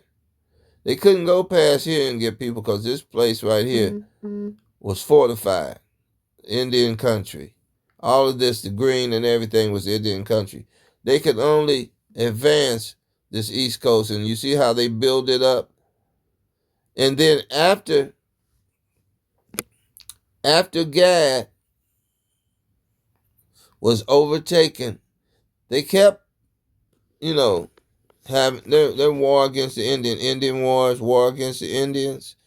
What they would do is they sit and watch again. They sit and watch the people. And then when they're at their most vulnerable state, they go in and they capture and kill the weak. Right? That's how they was able to move farther back into this country, because they would capture and kill the weaker while the men were out on hunting parties or out. They lure them out to fight like they're fighting, get ready to fight them, and they have men go in and take their women and children and hold them captive as ransom. The same strategy that they're using now. The same strategy. They capture hostages to make you lay your guns down. It's the same thing in the movies. It's the same thing they use in war. They go in and get your people, and they make double agents out of your people and send them back. They put that battery in their back. They take the laws, take their mind, and program them to be against their own people. That's their strategy. They got that from the devil. So I'm showing you this, and I'm going to get to the video, but I want to show you how Esau built up the desolate places. And then once he got this cleared out where he is now, where you see these, the 13 colonies, they had to clear that out. But they started out being friends. They started out posing as friends, working the same way they started out in Europe when they took over the Renaissance, took over King James and ran him out. They did the same strategy over here. They came over here. It was too many people for the little ships they had to come over here that they could bring people. They weren't going to bring all their people over here. That would mean war. Exactly. That would be war. Then all of this East Coast here where the Indians were would attack them ships and kill them. Did that happen? No. So they didn't come over here like a war machine. They came over here onesies and twosies, offering little gifts, trinkets. Not food. We didn't need food. They needed food. They came over here like friends, posing as the people of Jesus Christ, of God. That's how they came over here. Politically, they won our friendship by posing as the people of God. That's what their religion is set for. They hate the laws of God. I just showed you that. They hate God. They hate the people that God has chosen. But they captured the vineyard. When they killed Jesus, when they killed Yahweh, he gave his life up. But when they killed him, they thought they was killing God. Now they got the picture. They changed. They had to think that, because then what they do, they went in and painted themselves as God. And they spreaded that all over the earth, that message all over the earth. And I'm loving this revelation knowledge God is giving me right now. I hope you guys like and share this video. I'm just going to show you some quick videos. This is my Saturday schooling, Saturday message, classroom. I'm not even going to worry about the time, because you can watch it in parts. You can just turn it on and let it play while you're doing your work this week, while you're walking around the house. You can listen to it on your breaks. You can listen to it like you want to listen to it. But I know this is going to be productive, and I'm going to show you these videos as a treat, just little parts of the video, concerning the soul food. They use the soul food to try to make us think that they gave us something in slavery. Okay? But yeah, I'm showing you this to show you. I want to show you this major part down here. Indian country. Look how it spreads. And you know the Edomites did not build this land up. They called it desolate because they went in and burned it down. Burned you out. They burned you out. Wasn't no tents and teepees. You think they've been over 1,000 years and all they was doing was living in tents and teepees? Oh, y'all crazy. They was over 1,000 years and living in all this beautiful land over here in tents and teepees. They didn't know what to do with the trees. So the Edomites, they came over and taught us architecture, taught us how to build. We built the White House. We built all this stuff up. They burnt it down and we built it back up. They burnt it down, killed us, took us in captivity, ran us back into the interior of the country, of this continent, with their guns. It was God's plan to let them press us, the wine press, fiery trials, to force us back to him, because we chose him. We let them in. We let them in, man. We were supposed to take them ships and burn them on the ocean. Everybody that came over here. But you know what? They were used. See, the thing about it, what we don't realize is they were used to coming here. They were brought here as slaves to work these colonies for King James. They were slaves then. These people were familiar people. Right? The slaves came over, they sent in white, they called them white trash. They called them white trash. Your own people called you white trash, Edomites. Because they sent the people of low estate over here. They sent the people of low estate over here. Prisoners, mentally ill, people who were used to being subjects and, will follow orders, didn't have a life, didn't know nothing. They sent them over here to work and plant, do whatever. Black people, we call them black people, Indians, Moors, Northern Kingdom, ruled over them over here when they first start coming here. Right?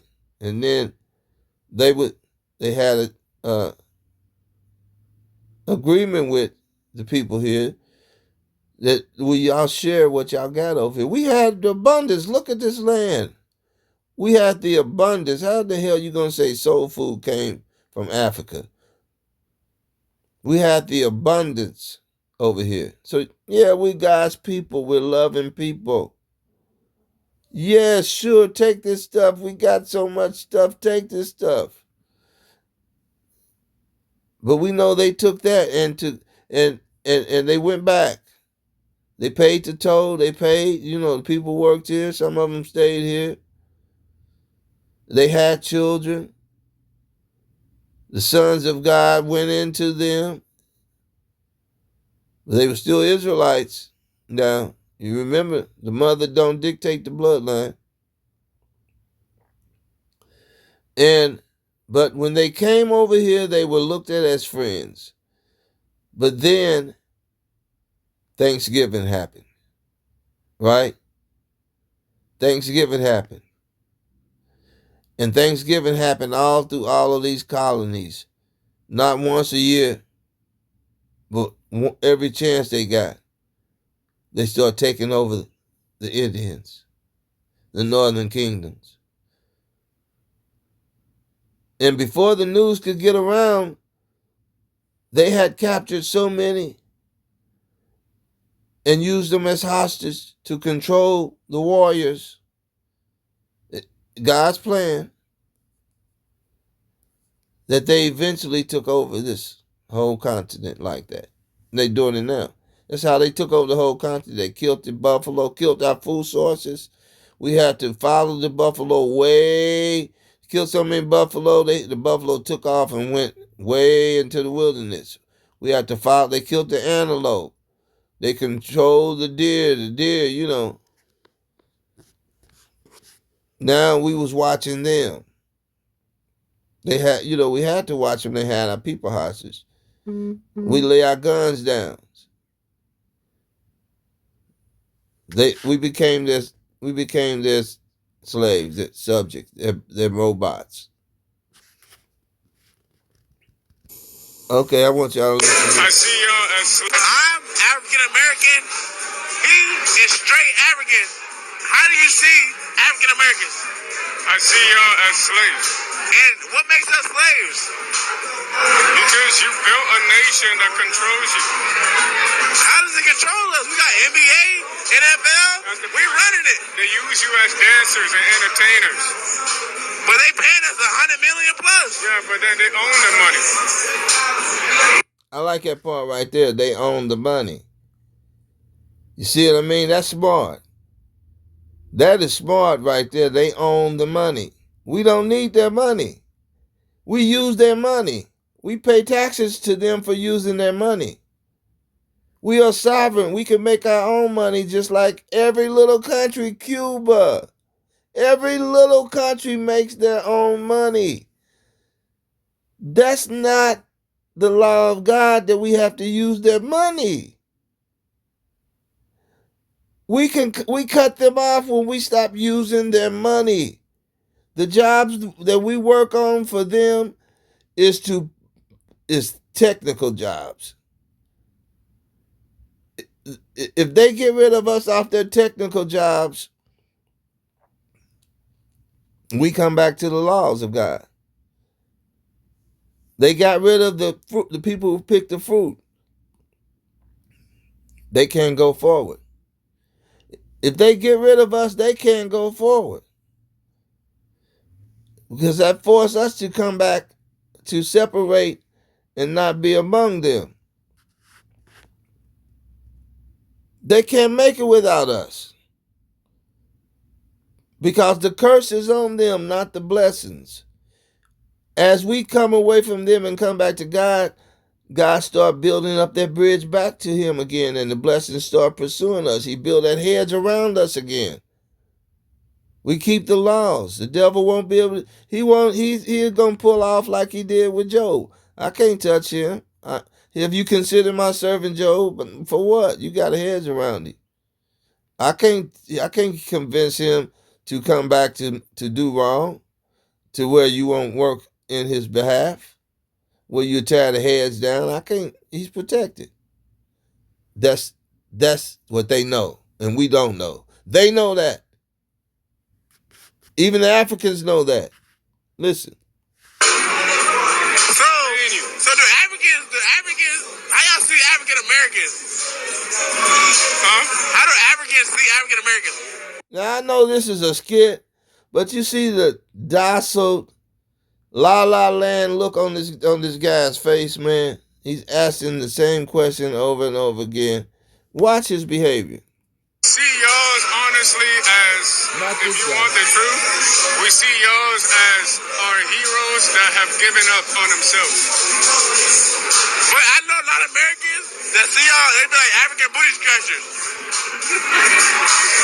It's the persona that the white man has printed on you to dismiss your brother. Because you're going to divide me to conquer me with you. But you divided us and said we are slaves. Yeah. But they got y'all too, ain't it? No, they don't. You wouldn't be like, I'm your brother, I'm lost though. Because I could say tomorrow, if I'm done with this shit, I could go home. You can't go home. You stay here.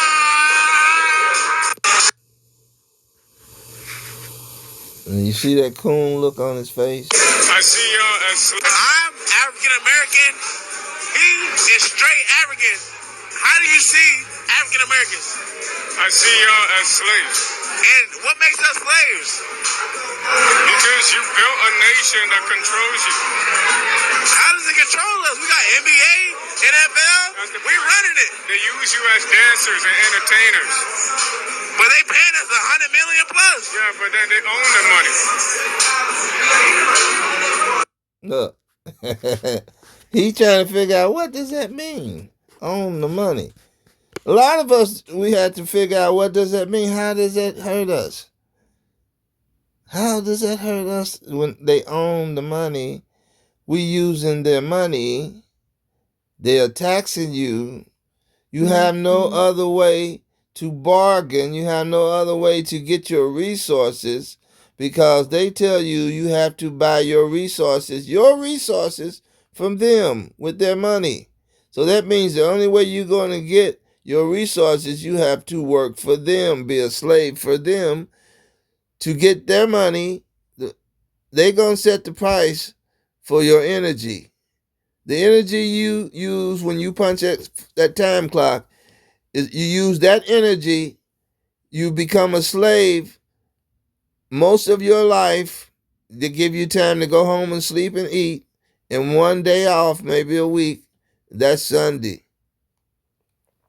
Now we want you to go on Saturday. It got you programmed to go on Saturday, causing the major curse to come back on you, disconnecting from your nation. When you disconnect from the Sabbath, you disconnect from God. And you go back and and give them the money back on the things that has nothing to do with you benefiting yourself. You're buying their goods that you're making. You're buying their goods that do you no real profit or benefit on the earth, but it makes them wealthy. It makes them stronger. They can build their war machines with the money you're putting, the trillions of dollars you're putting back into their hands. Instead of building your own war machines, your own nations, your own communities, you're using their money. They're taxing you. They're making you buy the goods you make from your resources. They're claiming them and making you buy them back, making you spend all your lifetime on this earth in this wicked kingdom, and they have all eminent domain over you and your children, perpetual slavery forever. Who can bring us down? And look at his face. He's like, what the hell does that mean? We're using their money. Meaning, if you find another way to barter your energy toward your own country, toward your own nation, and just walk away and leave them, you got to have meetings. You got to form a security team to come out from among them.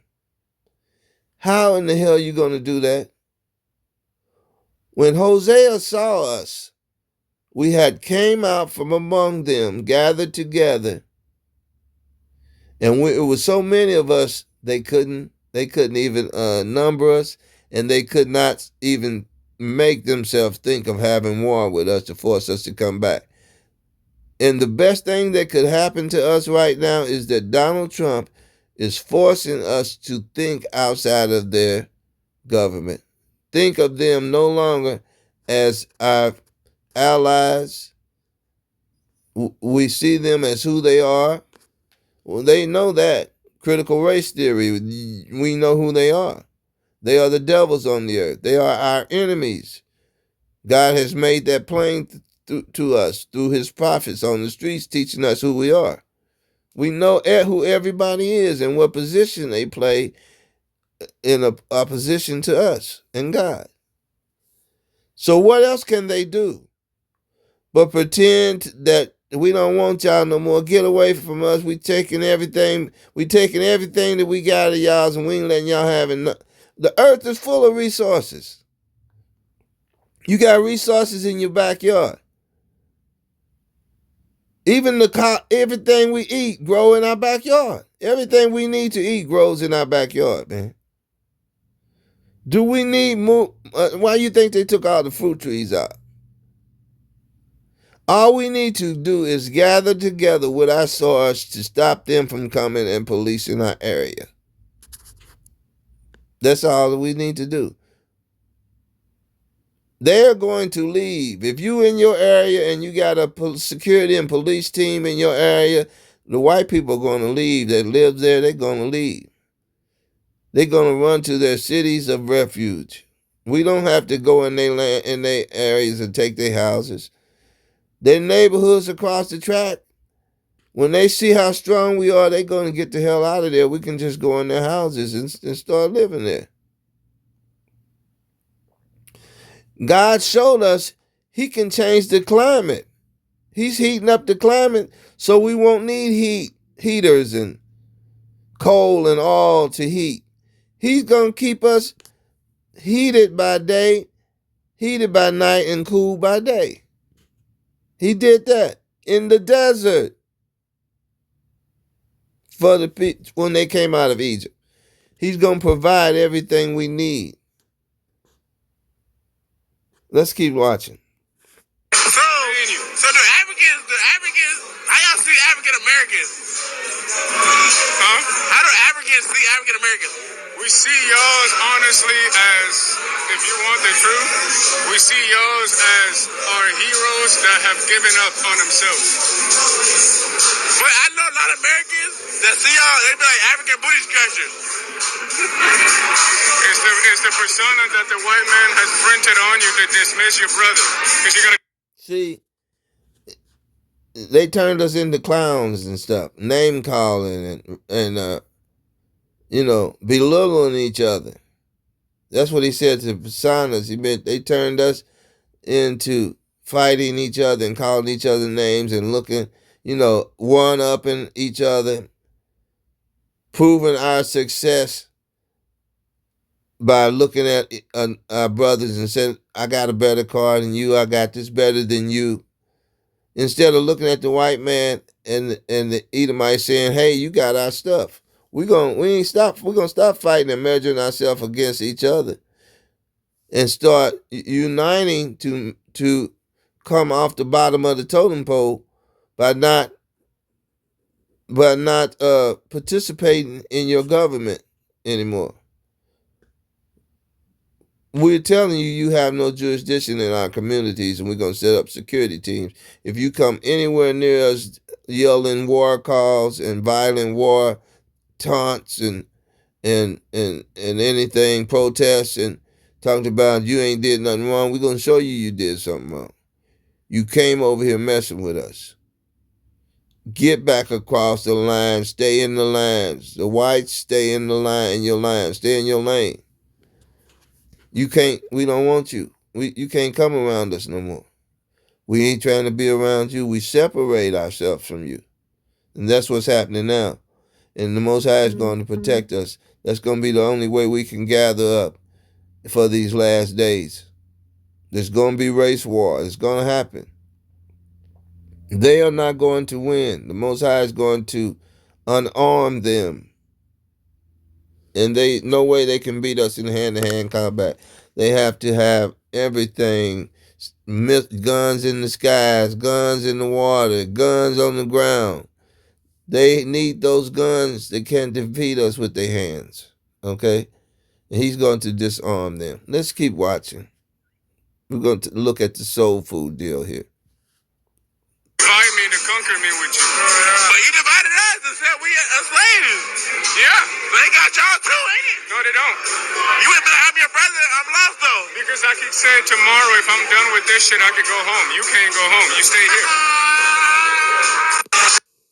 All right. So we see here. Yeah, you can tell everybody.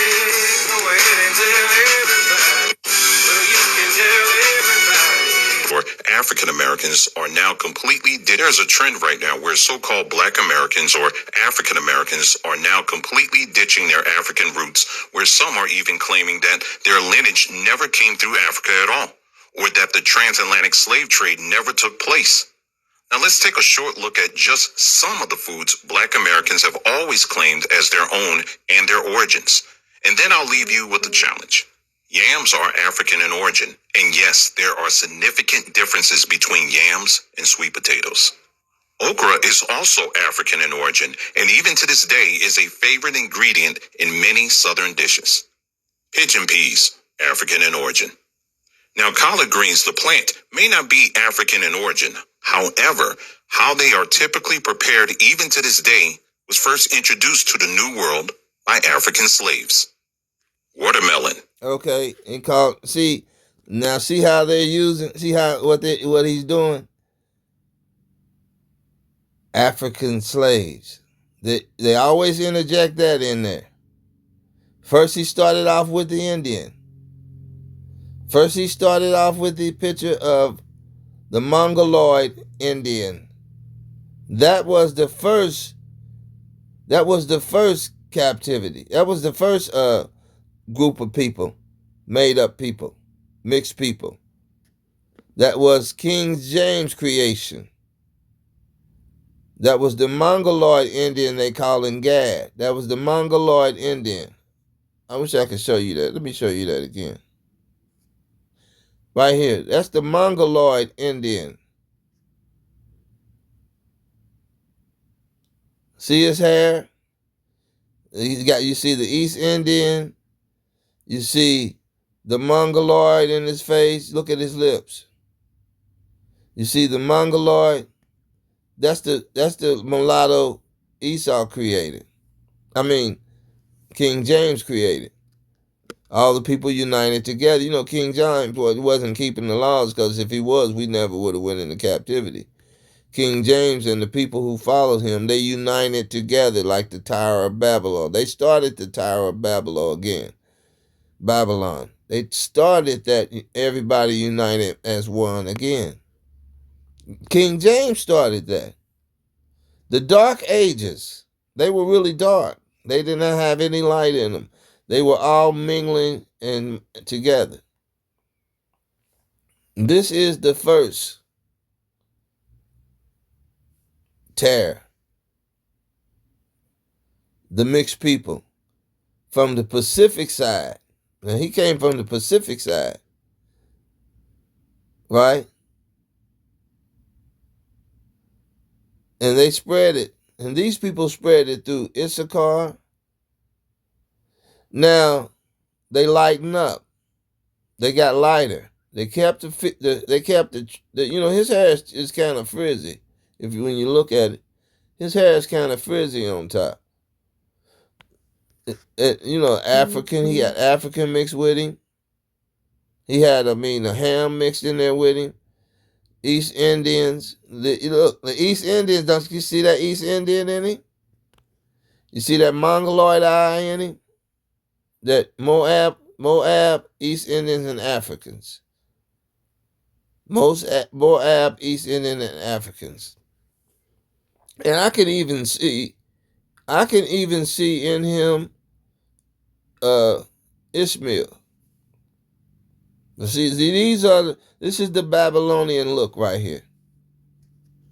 This is the first dark-skinned Babylonian look. These are the first Babylonians. Okay? Now he moved on from that. Or African Americans are now completely, there's a trend right now where so-called Black Americans or African Americans are now completely ditching their African roots, where some are even claiming that their lineage never came through Africa at all, or that the transatlantic slave trade never took place. Okay, if we're ditching our African roots, why did he put these people right here? He's an agent. He's still trying to say these are the first people. He knows these are not our people. They don't look like Negroes. They're not Negroes. I don't care what you say, these people are not Negroes. They do not. The Negroes are from a special group of people from the lawns of Jacob. Jacob didn't look like this. The people in Negro land in Africa don't look like this. You can't show me nobody in Negro land that looks like this. There gotta be some Gad people, some people from Gad in Africa. The Northern Kingdom gotta be some of them still in Africa. Nobody in Africa looks like this. Where is Gad in Africa? All the northern kingdom didn't come here. Where are they? Where is Gad, if this is Gad? This is a made-up people. Let's take a short look at just some of the foods Black Americans have always claimed as their own and their origins. And then I'll leave you with a challenge. Yams are African in origin, and yes, there are significant differences between yams and sweet potatoes. Okra is also African in origin, and even to this day is a favorite ingredient in many southern dishes. Pigeon peas, African in origin. Now, collard greens, the plant, may not be African in origin. No, it's not African in origin. And you only named 4 dishes, four vegetables, four vegetables, and 1 fruit you're going to name this Congo watermelon. I'm not even going to show that. You saw it, it's called Congo watermelon. These greens that was in the backyards, the white man, when he came over here, we had these greens growing in our backyard, collard greens, the most famous greens now in the world. They were growing in the backyards, and the slaves went out there and picked them and started using them. I'm going to say one thing, and you can look it up. Africa had 40 fruits and vegetables that grow on their continent before they start coming to America, before the colonizers came to America. Now, you know, Europe, they can't grow nothing but olives and I think that's about it. They can't even grow lemons and stuff over there. Their landmass is hilly. You really can't grow nothing on the hilly terrains. They grew grapes. The orchards were grapes. They could grow grapes. They can grow wheat and stuff like that. But where you get all these, go back to Africa. Africa got 600 fruits and vegetables from us. From the promised land over here, from America, milk and honey, they got 600 fruits and vegetables. Now, how in the hell did they learn how to cook those fruits and vegetables and take them, say, hey, these are good for eating, let's take this back? Because the natives were already preparing these 600 different fruits and vegetables. They were already made. The colonizers showed them what to eat. This is edible. Roots, those sweet potatoes. Where they get a sweet potato from? Sweet potatoes ain't growing in the sands of Africa. We took this different potatoes back to them. They had 1 potato and 1 root. The native Northern Kingdom had all these roots, tomatoes. They had all the roots, the different roots, the spices, all of that. Africa they're not fixing this stuff. They're not preparing these foods. How did they learn how to prepare the 600 fruits and vegetables and herbs when they never had, they never prepared them? Now they're cooking them, calling them their own. You got them from here. No. The colonizers brought that stuff back. You guys came over here, learned the recipes and took them back. Stole seeds off of this land and took it back, and you grow 600 different things that you didn't have before slavery benefited you. It didn't benefit us. Okay? So let's keep watching.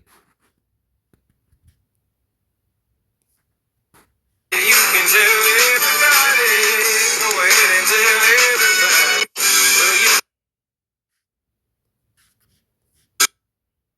Well, you can tell everybody. All right. Africans. That's what, you know, Other communities. other communities, but it is the influence from that. But because they want to separate themselves so much from that, where do you think this shit comes And I think from? there's a misunderstanding to America. Hey, Loves, hey. So I was having the same exact debate with someone who was saying that it is reductive and it is offensive to say that other countries and cultures have soul food. And I get it. I do. But I'm open up for discussion, and I'm open to learn something new, because I understand what these ladies are saying, but I also understand what the African Americans are saying.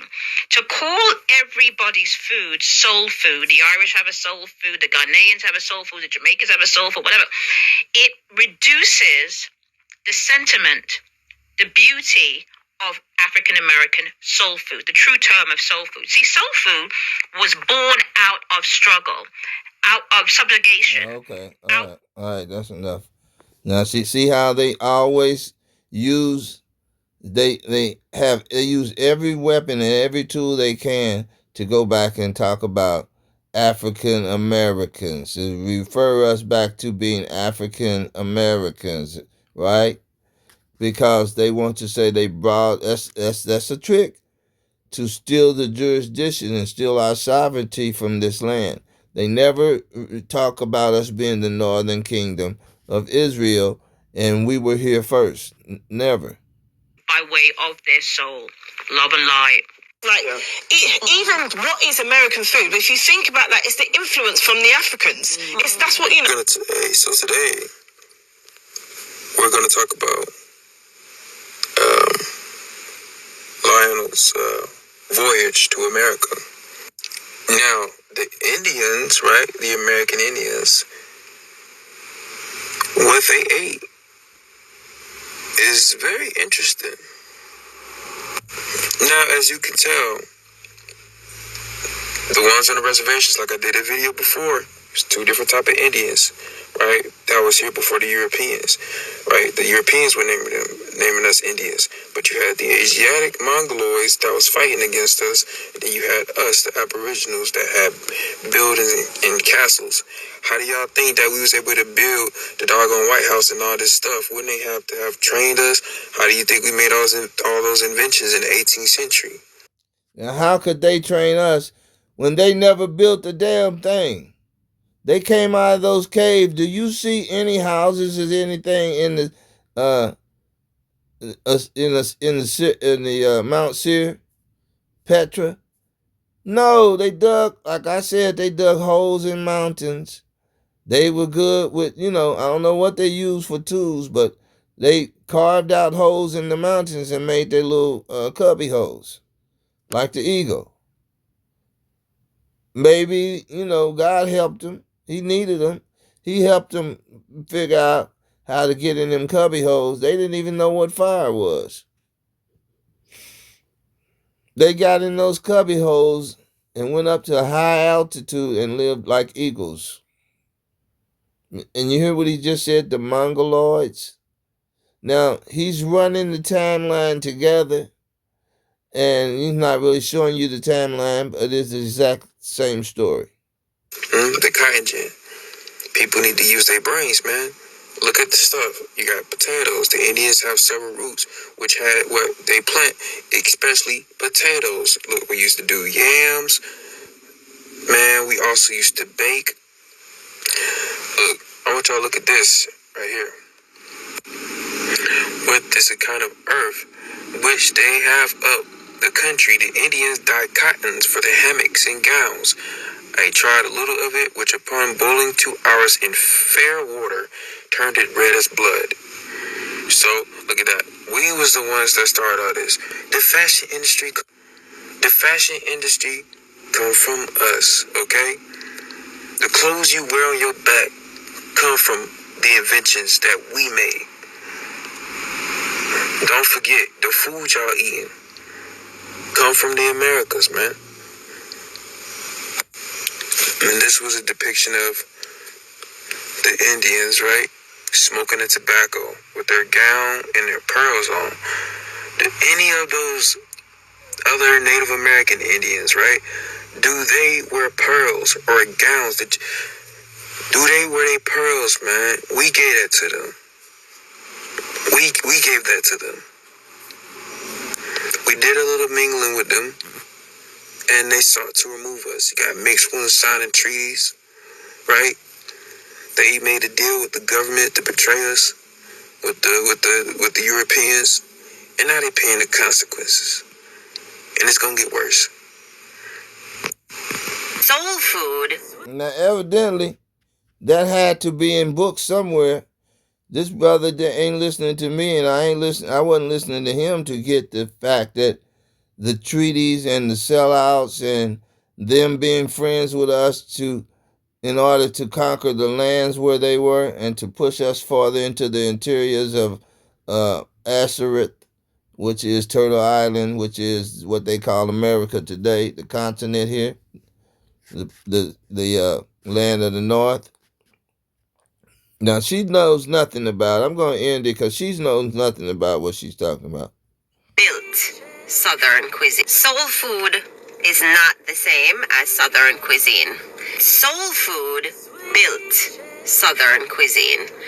The truth is, if it hadn't been for black cooks using whatever scraps and whatever they could find to create flavorful. And again, they use all these tools to keep us as black people. Let me see.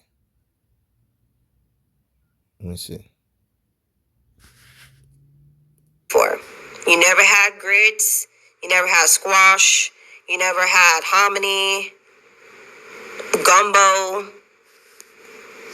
Come on now. So you never had cornbread before? What do we have in here today? We got me some mac and cheese, greens, cabbage, wings, and of course black eyed peas. This is us, our tradition. When I come to Maxine's, it's like me coming to my mama's house. Yes. And when you have love in your food, that's what everybody's coming for. It's priceless. It's very much so. Yeah. Very much so. And to feel the love all around us, you know, the camaraderie and everyone enjoying the authenticness of it. And that's why soul food nourishes the mind, the body, and the soul. The suburbs of Madison, Wisconsin, and it was one of the few black-owned businesses in that suburb. So along with taking orders and cleaning the dining area, I also had the privilege, responsibility of making the cornbread muffin mix. So the recipe, welcome to my story time. As a Black American, I have not always had the greatest relationship with soul food, and I want to tell you how that changed for me. So my first job was at North American Rotisserie Restaurant, and it was in the suburbs of Madison, Wisconsin, and it was one of the few Black-owned businesses in that suburb. So along with taking orders and cleaning the dining area, I also had the privilege, responsibility of making the cornbread muffin mix. So the recipe at any rotisserie called for honey, which was a technique that.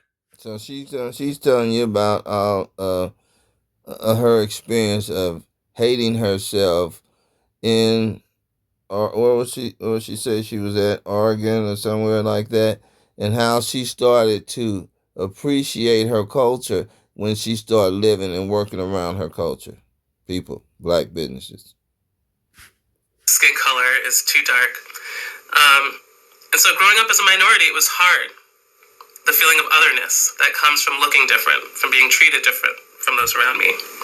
And without understanding the origins of soul food, an animosity towards this idea of soul food started to grow inside of me because I saw it as like another way that it made me different.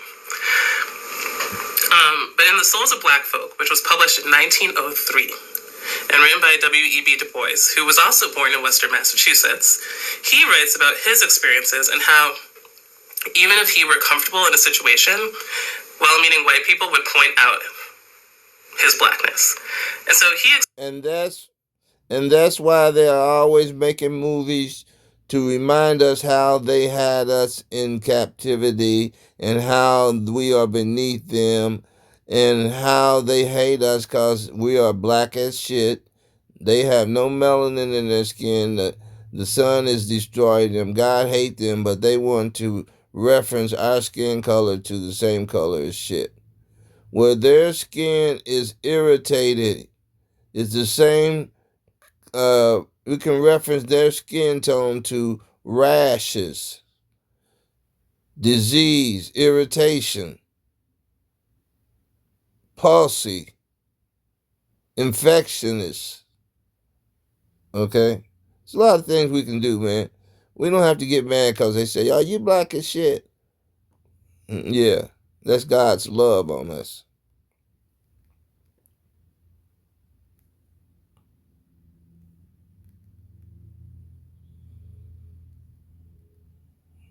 Let's see. That's this guy with the collard greens again. They were introduced to America during these are collard greens, and they're delicious. They were introduced to America during the 17th century, but found a home in the harsh climates of the American South. Enslaved Africans transformed this often overlooked vegetable into a flavorful dish by simmering it with salt pork, ham hocks, and turkey. Okay, that's enough of his abomination. Yeah, we use those things. And he called us slaves. But it was really the northern Indians, the northern kingdom of Israel, the Indians who knew what this plant was good for. All right? They didn't just go pick a weed off out the ground coming from Africa, something they never seen in Africa. They bought them from Africa and they just went out and grabbed some weeds out. No, their ancestors told them what this dish was, what this vegetable was. All right, so all praises to the Most High. We want to thank and praise God for another day, Sabbath. We enjoy the Sabbath, and I don't know what I'm going to name this video, but we'll think of something, okay? And basically, I guess I want to say the making of gods. The making of gods. Earth gods. Okay? The making of gods. The making of the images of God on earth. No, we'll think of something. God bless you.